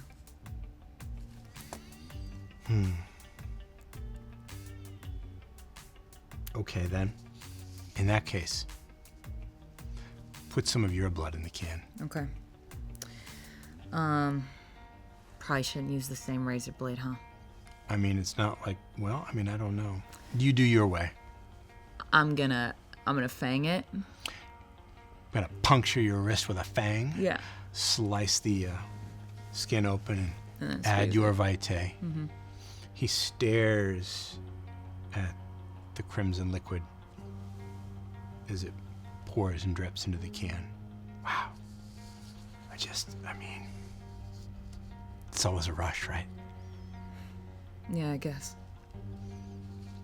Do you heal the wound by the traditional method of licking it? Yeah. Okay. Paint, blood, something else. Do you have like, oh yeah, okay, there we go. Cool. He steps to the other side of the slab and he picks up a few rusted nails that are laying on the ground. Let's try this. I don't have time to... he You're looks at the criminally sky. underprepared for this experiment. You know, I didn't plan to go on a spray date, okay? So, bear with me. You should expect the unexpected. Well, I'm a little busy, but okay, I'll keep it in mind. It's just good life advice. Good life advice. We aren't alive, Serif. Or at least, we're not. That's all gone. All our old ideas of humanity. He adds the nails to the can and you can hear them rattling around in here as he shakes it up. I mean, that's all. Is that even relevant anymore? Doesn't it feel more like a prison or a burden to you? You're asking me questions that I have no capacity to answer. Well, maybe you should think about them. If you could remove that burden from you, would you feel so strongly about some stuff? Would you be so upset when your friends treat you like I'm crap? really fucking sick of getting lectured about what I think. I'm just asking questions. Just asking questions. I but don't okay. know what I think about them. I don't know what I think about myself, okay? That's fair. That's fair. I need a couple more things. Why don't you ask me some questions? Oh, for the love of God. Let's see. How about... You got hunted in L.A. and I you got just, kicked out of L.A. you just, you got kicked out of L.A. They didn't want us there. They thought they were better than we are. How did you find the other Thin Bloods? Well, I went to Detroit, and Nothing good happens in Detroit. yeah, you're not wrong about that. But something good did happen to me there. I met other Thin Bloods, and, you know, like me, they asked questions, and they got me to realize that I just had to change my perspective. I had to stop thinking about myself like a person anymore, because I'm not. I know nobody wants to talk about it because it brings us down, but we're not people anymore. And the sooner we get used to that idea, I think the better off we are. The stronger we get, and I think the more, frankly, I think the more potential we have. I mean, don't you feel a little limited by all this crap? Give me some of your cool eyeshadow. This shit's expensive. Well, I mean, all right, put it in here. Okay, good. All right.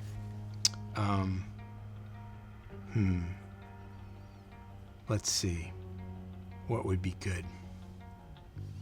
Wish we had some meth. Meth? Or cocaine or something. You got any drugs? Any drug. It doesn't really matter what. Aspirin? No, why would you? Okay.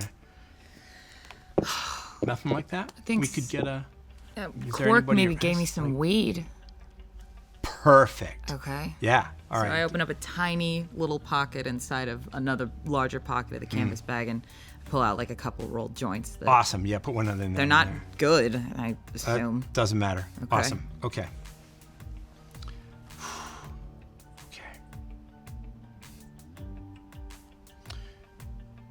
He shakes it up, swirls it all together, takes a sniff. God, I don't have a pressure cooker or anything. So I don't really know what's going to happen. Okay. Bottoms up. Oh. And he drinks the mixture from the can. Oh, that is god awful.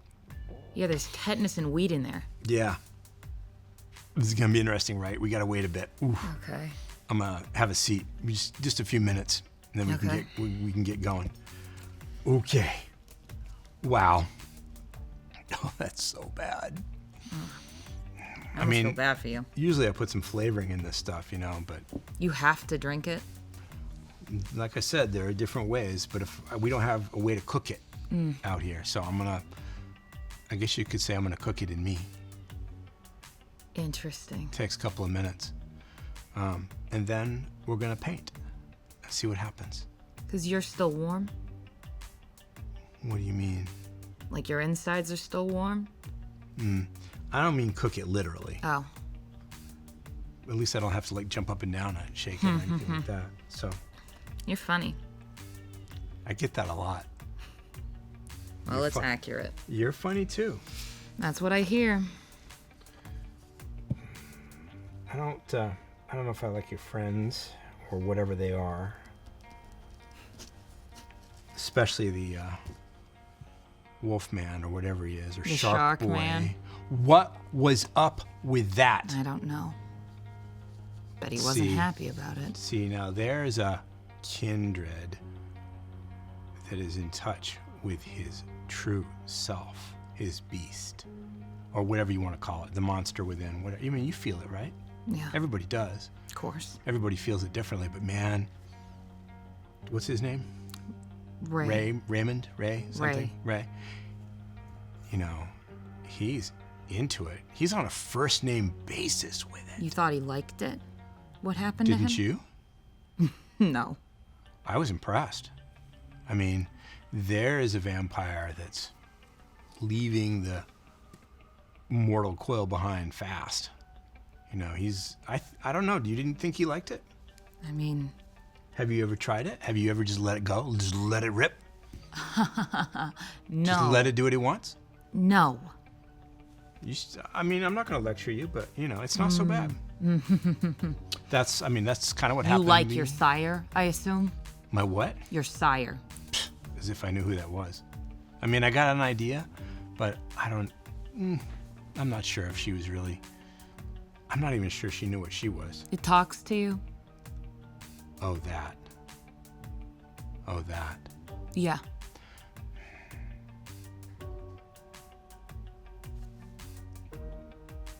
We're very close. When you might say we're on a first name basis. Like I said, I met some other Thin Bloods in Detroit, and they showed me how to transcend and get rid of all that burdensome people shit. And yeah, we're close. How did I listen you do to it. Sometimes it has really good ideas. How did you do it? Well, how did you just let it all go? It was not easy, and I don't know if you can do it by yourself or not, but I had help. They showed me how to turn it on and turn it off whenever I want to. I can go from Francis to, Shark Boy like that. I can do a lot of things. I can, walk in the sun. He pulls up the hem of his t-shirt and shows you his stomach and his lower chest are covered in blackened scars. Sunlight. I mean, it isn't perfect. It's not a perfect thing, but... Why would you risk it? Oh, what a rush. You think you've left it all behind, right? You're never going to see the sun again except, what, in the movies, on a TV show, whatever. But it's important. And it's important to remember what you left behind so that you can move towards what you could become. So, yeah. I mean, I got a thing I can make. It's like vampire sunscreen. But I'd rather not use it. You'd rather feel it? I'd rather feel something. And this is what my voice wants. The sun? I generally do what it tells me, and I find I'm a lot happier. Mine told me to bite my friends. I mean, maybe they needed biting. They don't seem to treat you very well or appreciate you. You're cool. And yeah, I know who you are. Every tagger in this town knows who you are. You've got like a fan club. I try to keep them close. All right, I think we're almost ready. I can feel it. Almost ready. Yeah. Man, oh God, that's awful.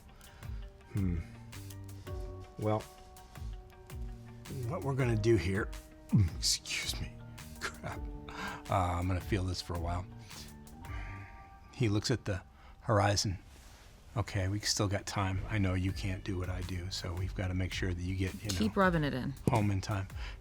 I can't teach you this. I can't give you this. I can't give you what I am or what I do. I might know somebody who can. That's an idea. I hadn't thought about that. Maybe. I don't know. Who is it? They would not thank me for telling you, and I'd rather not piss them off. Just tell me the name.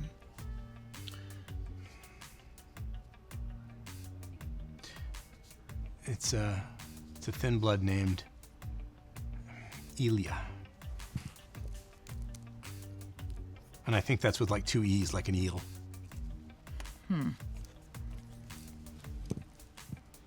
Thank you. I don't know. I'm not sure you're ready for that. I don't think I am either. All right. He stands up and starts walking around.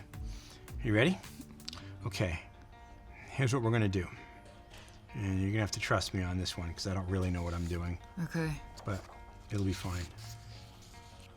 Famous last words, right? Well, we're already dead. What are we gonna die again? Don't answer that. I already know the answer. I think you'd be surprised. He fishes out that rusty razor blade again and slices it across his palm. You gotta, however you want it, on your hand. Okay. Yeah. All right, get your spray can ready. Okay. Okay. No, in your other hand, and then hold mine. Okay. You feel his fingers close around yours, and you feel the cold vitae smear and circulate and come together, palm to palm. It's a strange, tingling sensation. It doesn't hurt. It's like the memory of when you were alive and one of your limbs would fall asleep and go numb. Something that you haven't felt since Argus took you into this life. Okay. Think about what you want to make and just let it rip. Let it do it. I paint a huge sweeping sun. I would like you to please make a dice pool formed of all your unspent willpower, all the blank willpower boxes. How many is that at this time?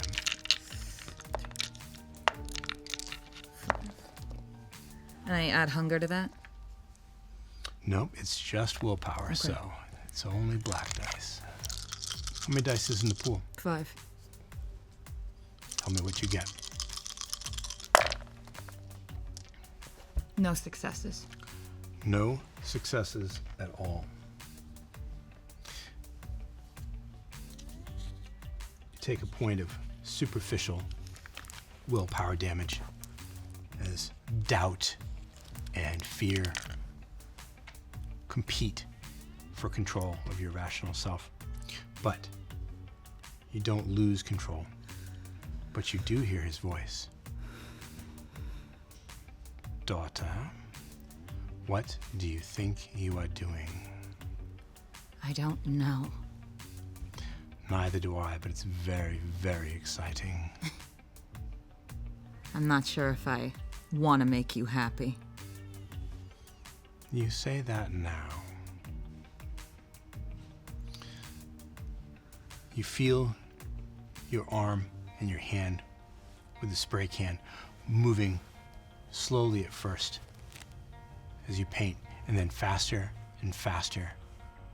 The strokes of the air-driven pigment moving smoothly, effortlessly along the concrete slab.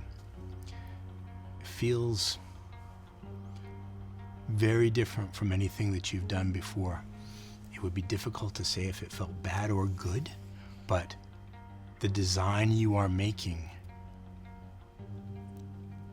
is superb.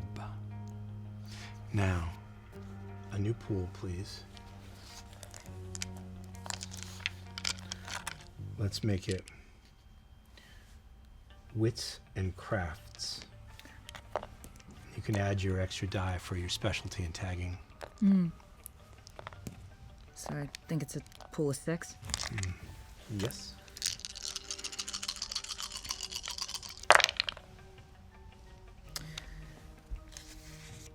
Six. 6 successes. That is rather a lot of success.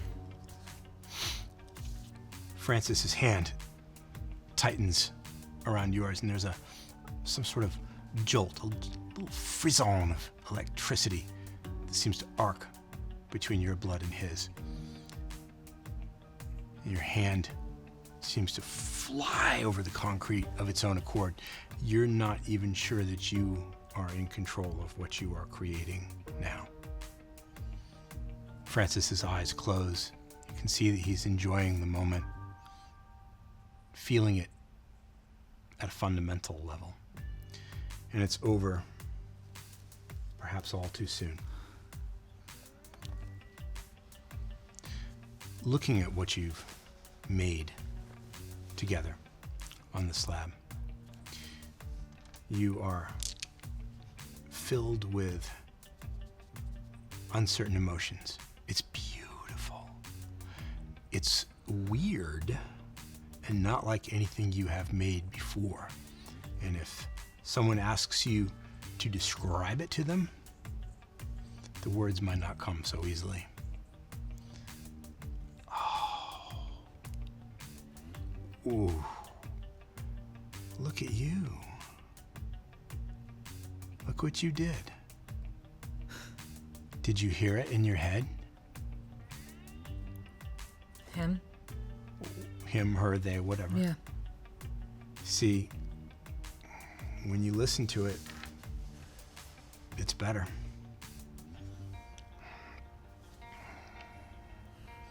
He hasn't healed his hand yet. He looks at the slab. May I? Yeah. Thank you. With his still bleeding palm, he starts to press it into the slab, where every ray of the sun reaches its terminus. So each sun ray ends in a bloody palm print. Okay. What do you think?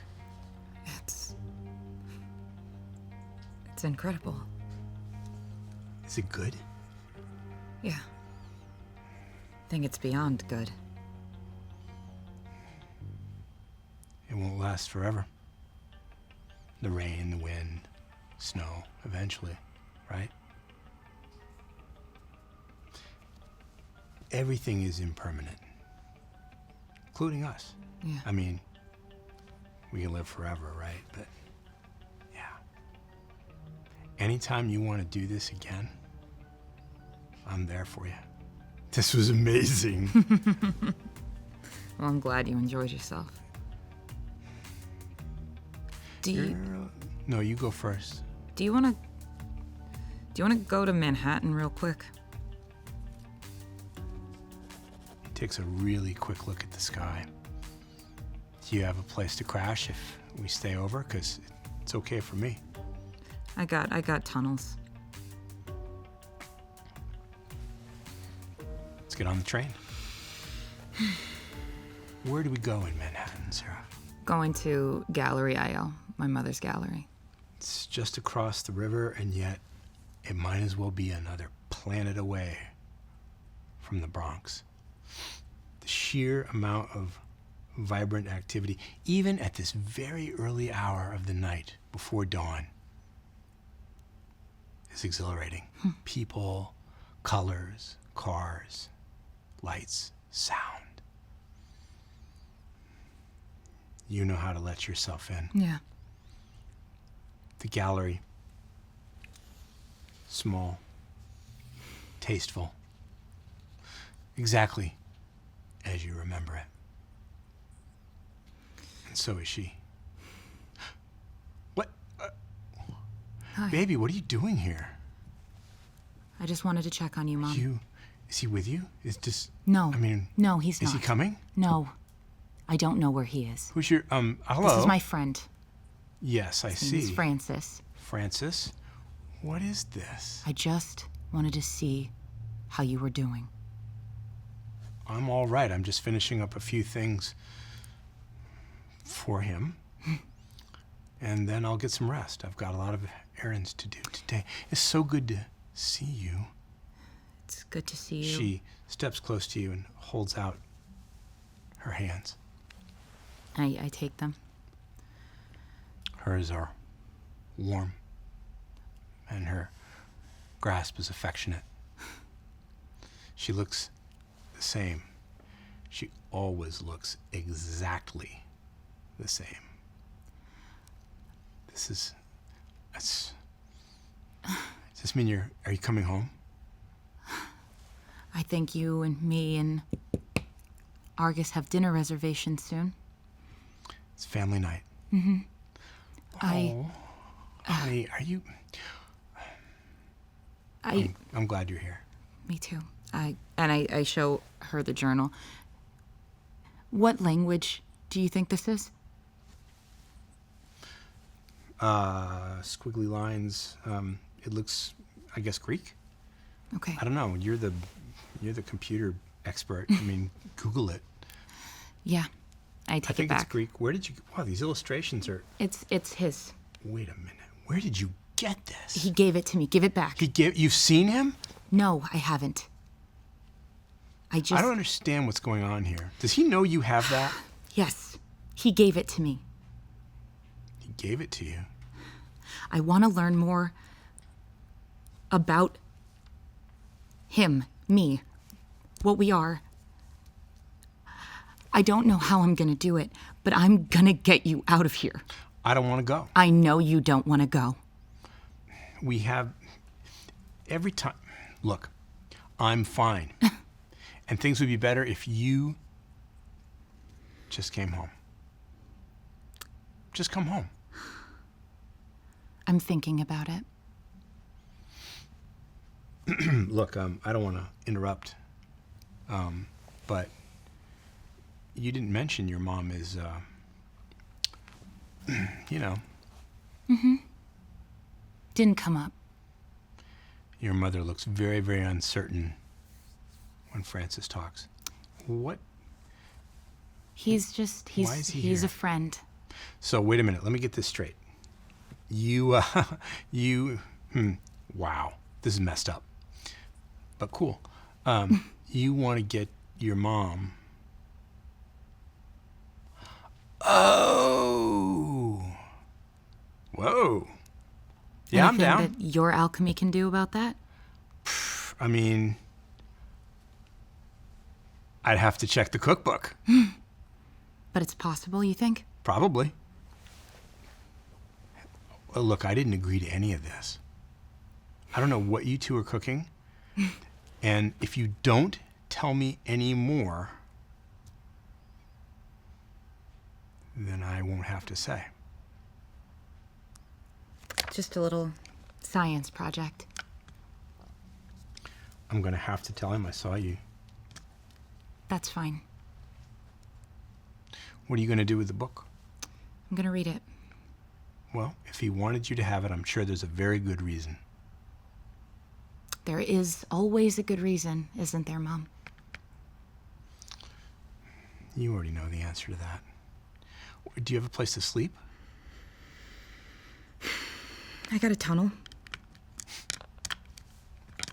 Your room's still right there. But you do you. Isn't that what your generation I'll do it. says? I'll do it. As long You as will? it can. As long as it can cover the sun. Yes, it's safe. Thank you, Francis, for. Hey, I think I'm gonna hang in the neighborhood today, just in case. Okay. So, I'll be around when you wake up, Okay. Thanks. because this is all getting pretty weird. I know. Remember what we did together. Remember what we made. When you listen to it, it's better. Yeah, right. Okay. Good night. Good night. Good day. I've never gotten the hang of. Sleep well. I'll try. This seems like a very good place to end this vampire story. And now we're in a place that is still in the Bronx, but very different from the neighborhoods of Point Morris and Hunts Point and Mott Haven. We're at Fordham University. It's the largest green campus in the city.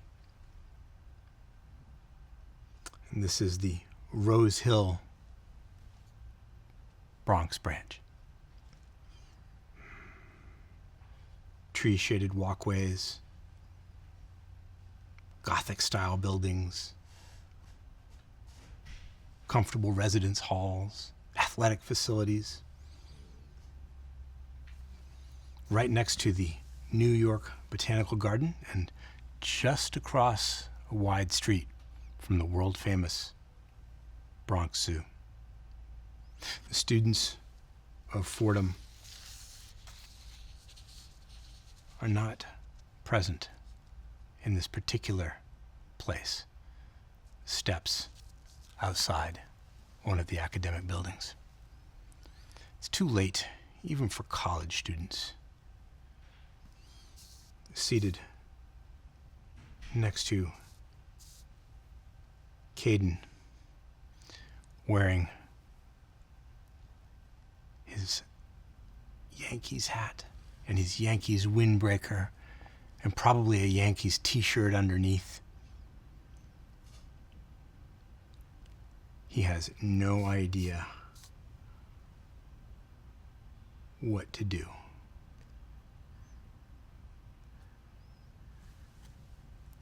Does your, hey, Margot, does your mom know you're here? Do you want me to call somebody? No, don't. What? Why is that your first instinct? What are you? Why? Look, I'm not calling your mom. Yeah, I'm not the one, crying my blood all over Fordham College steps, Fordham U. being very chill about that, and I appreciate it. Look, I don't know if I will ever get used to this, but you're in trouble. I mean, you are in trouble, right? Yeah. More of a crisis than trouble. You know who's in trouble is Sis. My sis, Arsa. She's going through this phase thing. It's all, black lipstick and 72 face piercings. And, I mean, I thought Hot Topic was, like, way out of style. Look, it all comes and goes in phases. She's like, what's up? And disappears in, like, a cloud of bats or whatever. It's really, I mean, not really, but I guess I shouldn't make jokes about that. Can you can't, oh, jeez. Do I look like I can turn into a bunch of fucking bats? I mean, look, it's me. Yeah, and it's still me, even though Euphoria could never with whatever the fuck this is, but... How much of it is really you? I mean, are you really you? Look, I'm freezing in the middle of the night here, and I need like gloves and a hat, and you don't even feel it. Yeah. That's kind of cool, actually.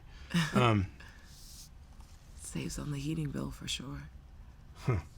Hilarious. I am funny. You coming to the first night game of the year with me again? Just like old times? Oh, that's coming up. Yeah. Yeah, I want to.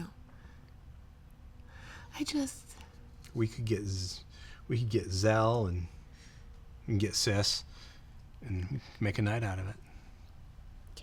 I don't feel so good around people. Like, I think I'm starting to feel different. I think I didn't feel it for a while, and I fought it for a while, and I feel different now. And I don't know how to come back from that.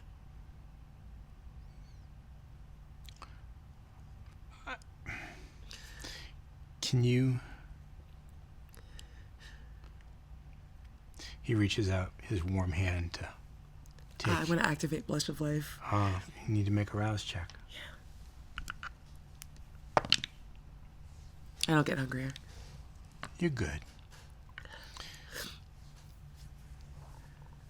See, I thought you'd be cold. I have to try. You remember, I mean, I haven't thought about this in a while, but you remember opening day game a while ago? Red Sox. Okay. I hate those guys. Look, I understand that you have very strong opinion. I think now that I'm whatever this is, we can have a moment on. I don't fucking care about baseball. I just like going because it was fun to hang out with you and your sister and our cousins. And it felt like back in the day when I used to babysit you. But I don't like follow sports. And I thought you should know that. Just a full moment of honesty. Cold. Okay, calm down. It's cool. But I remember. Yeah. I remember. I mean, what I remember is, I remember you taking care of me. And you made sure that I had a good time and I had a good view and I got popcorn and, you made sure that I had the best day. Yeah. You're still that person. You can't be that different. You just can't be, even without even with the...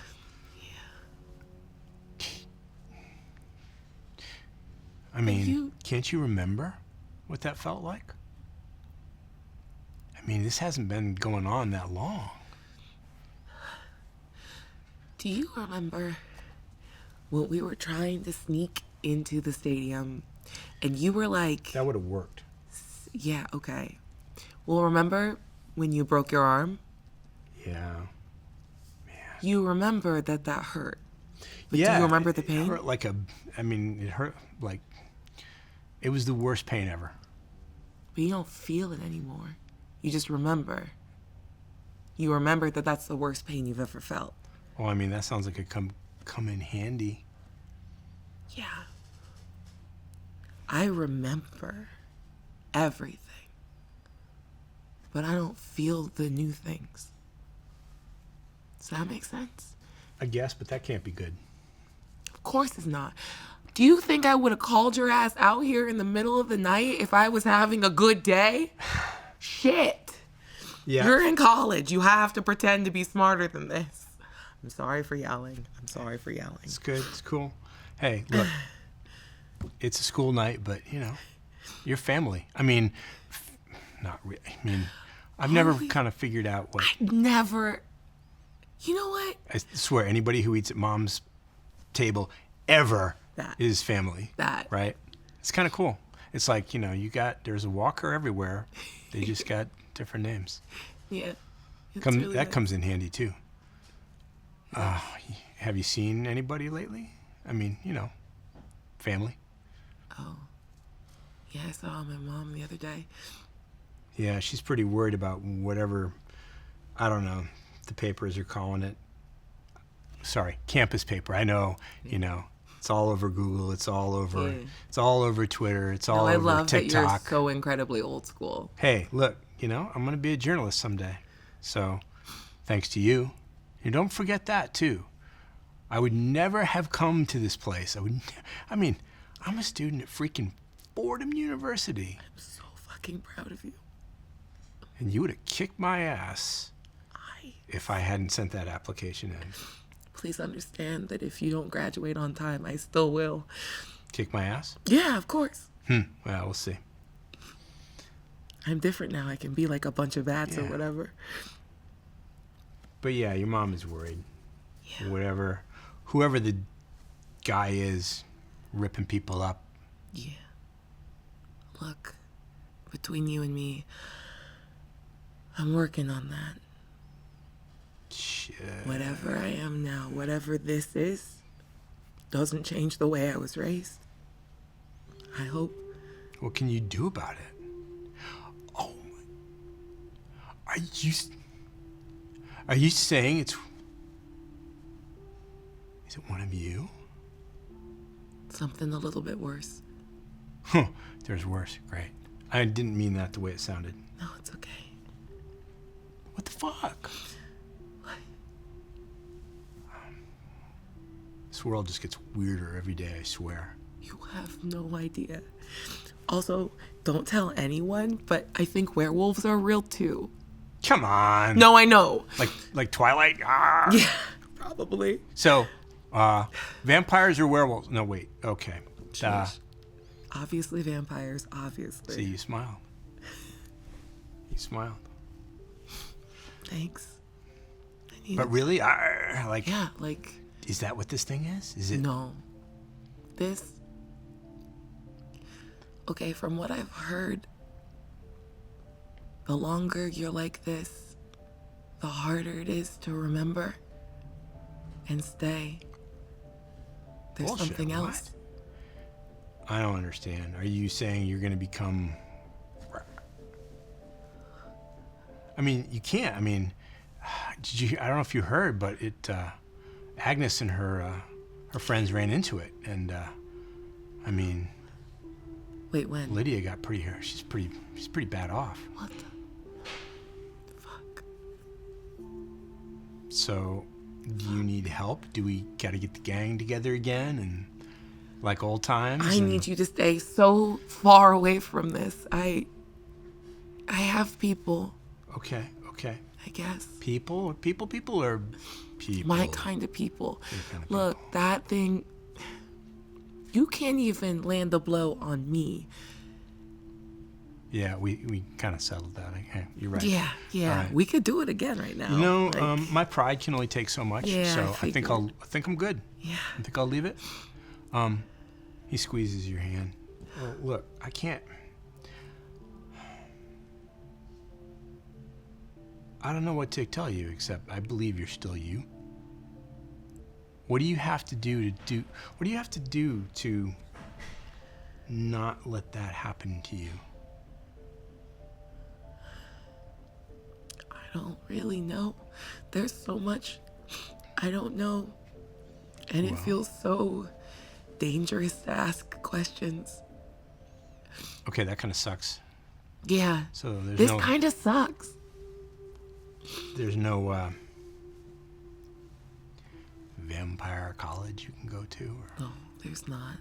That seems weird, doesn't it? That all this would be real, and I'm still, just coming to grips with all that, even after the last year. Yeah. It seems weird, doesn't it, that this is real and that nobody sets up some kind of, I don't know, orientation? Yeah. I mean, I would have been lost, first week of school. So you don't have like a guidance counselor or anything? What about, oh God, I don't even know how to ask you this. Yeah, just ask. What about the one who made you, turned you? I don't know if it's like Anne Rice or what, so. What? Can Closer than you think, actually. Okay, that's kind of hot. But, Yeah. oh yeah, really? Okay, we're not talking about this now. Oh, come on. No, Oh, I used man. to like change your diapers. We're not having that conversation. Some other time. Look, wow, there really isn't anybody you can ask? That's like the worst thing you've said so far. Thanks. I guess I could. I mean, I don't know. Look, I want to help you. Do you want to stay at my place for a while? I mean, we got to make some changes. But my roommate's I don't think a moved dorm out. room is light tight for me. But Well, like I thanks. say, we'd have to make some changes. But my roommate moved out, and I don't know. What the fuck did your roommate move out for? What'd you do? He fell in love. Oh. So, it's cool. They're good together. I think they make a great looking couple. Okay. Do Look, you go ahead? That's Sorry. really nice of you. I just needed to talk to you. I'm kind of going through it right now, and I just needed to talk it out and the hell kind of happened? hear it out loud. Huh? What the hell happened? Somebody hurt you? No. I crossed the line that I didn't think I would cross. Okay, that sounds heavy. Yeah. And I don't regret it. No, that's not true. I regret it because I had other options. But the feeling, all those stories we read, it talks about the guilt and how it eats away at you, how Yeah. it tears your heart in half. What happens when you don't feel your heart anymore?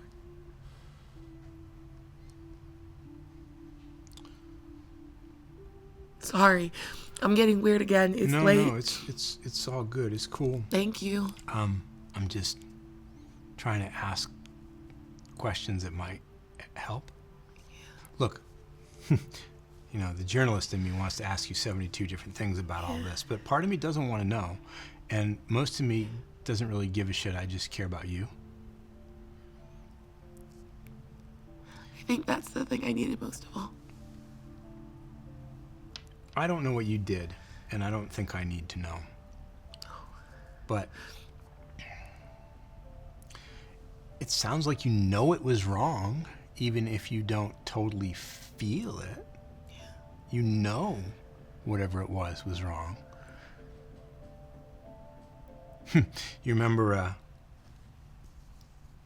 Remember when me and Tabitha, cousin Tabitha, were staying at your place and we stole all those candy bars and your mom marched us back to the store and made us give them back? Yeah. We knew it was wrong, Yeah. but we did it anyway. Now, I'm not saying you stole candy bars, but the point was there was somebody there to make us do the right thing. That's not really comparable to whatever it is that's happened, but if you know it was wrong, can't you, I don't know,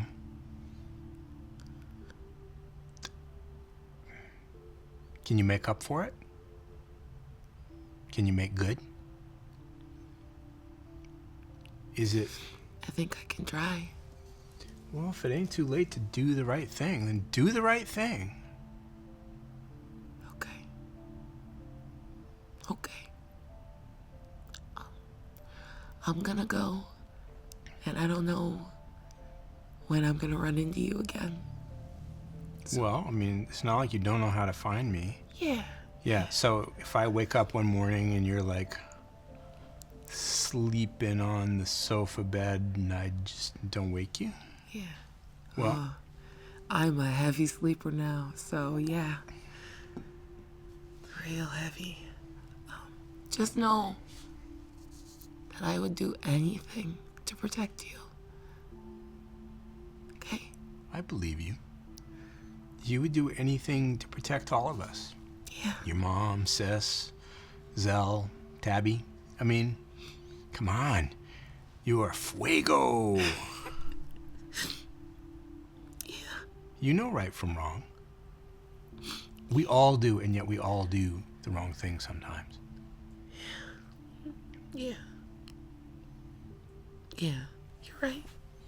So, You're right. When the hell did you get so wise? you know, I'm a student at Fordham University. Oh my God. Thanks to somebody special. Is it okay if I hug you? Yeah, let's go. Okay. Come on, let's make with the hug action. He's warm against you. You can feel his heartbeat against your body. I think she just gets lost in that for a little while. It's hard not to remember like this. His childhood, yours, family life, the dreams that you pursued when you were his age and in school. All right, now you're gonna make me cry, but you know, it's just gonna be cry. It ain't gonna be like, you know, Crimson Cry or whatever it is you guys are doing. That's a pretty cool way Good name to for put band, right? it. Crimson Cry. So, I won't see you for a while. What are you gonna do? To take care of the monster problem. And then I'm gonna figure out a way to take care of our neighborhood. That's the nice thing about having a city full of cousins with different last names and everyone's family. You gotta look out for all of them, right? Yeah, you do. I'll help, but I just don't know what I can do. Just keep... Man, this feels so hard because so much of my life is about the lie that we use to keep people safe. Keep seeking truth, but be careful, okay? I think I understand. Yeah. I guess. There's scarier things out there than me. Okay. Take care of yourself. You too. Go inside, it's cold as hell. No shit. He gives you a final squeeze around the shoulders. Tightens up his Yankees jacket. Adjusts his Yankees hat. That's so on the nose. And leaves you alone on the steps. So, at this point, we have some housekeeping to take care of. Yeah.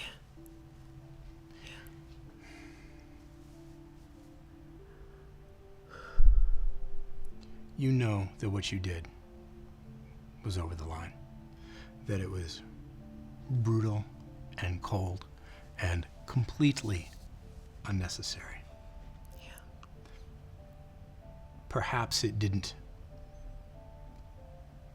conflict with any specific moral conviction that you're following in this, whatever this is.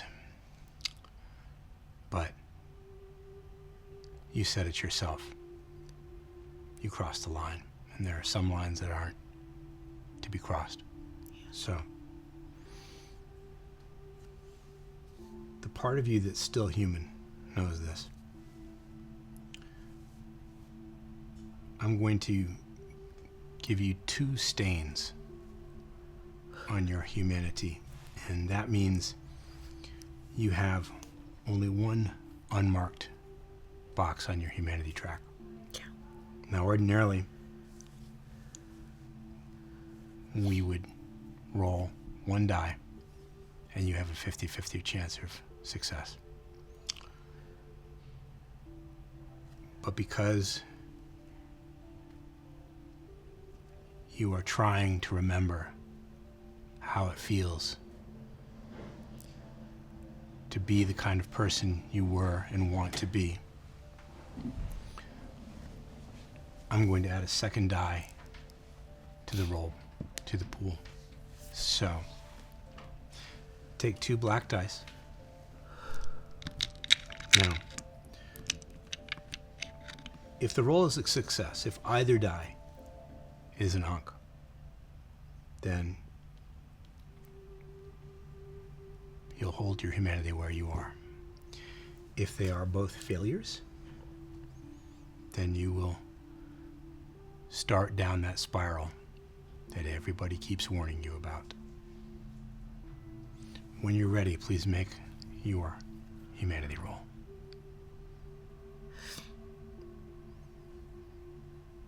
Fuego stays sitting on the steps. And I think she pulls out from under her shirt the note that just said R on it. And she clutches it.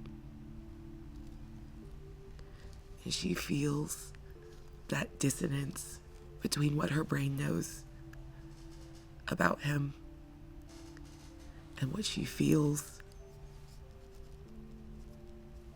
That her blood sings to him,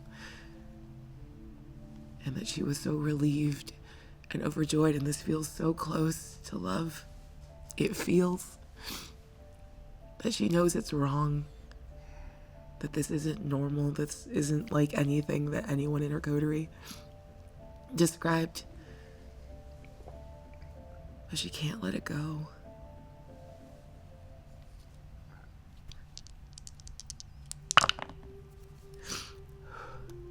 Two successes. 2 successes.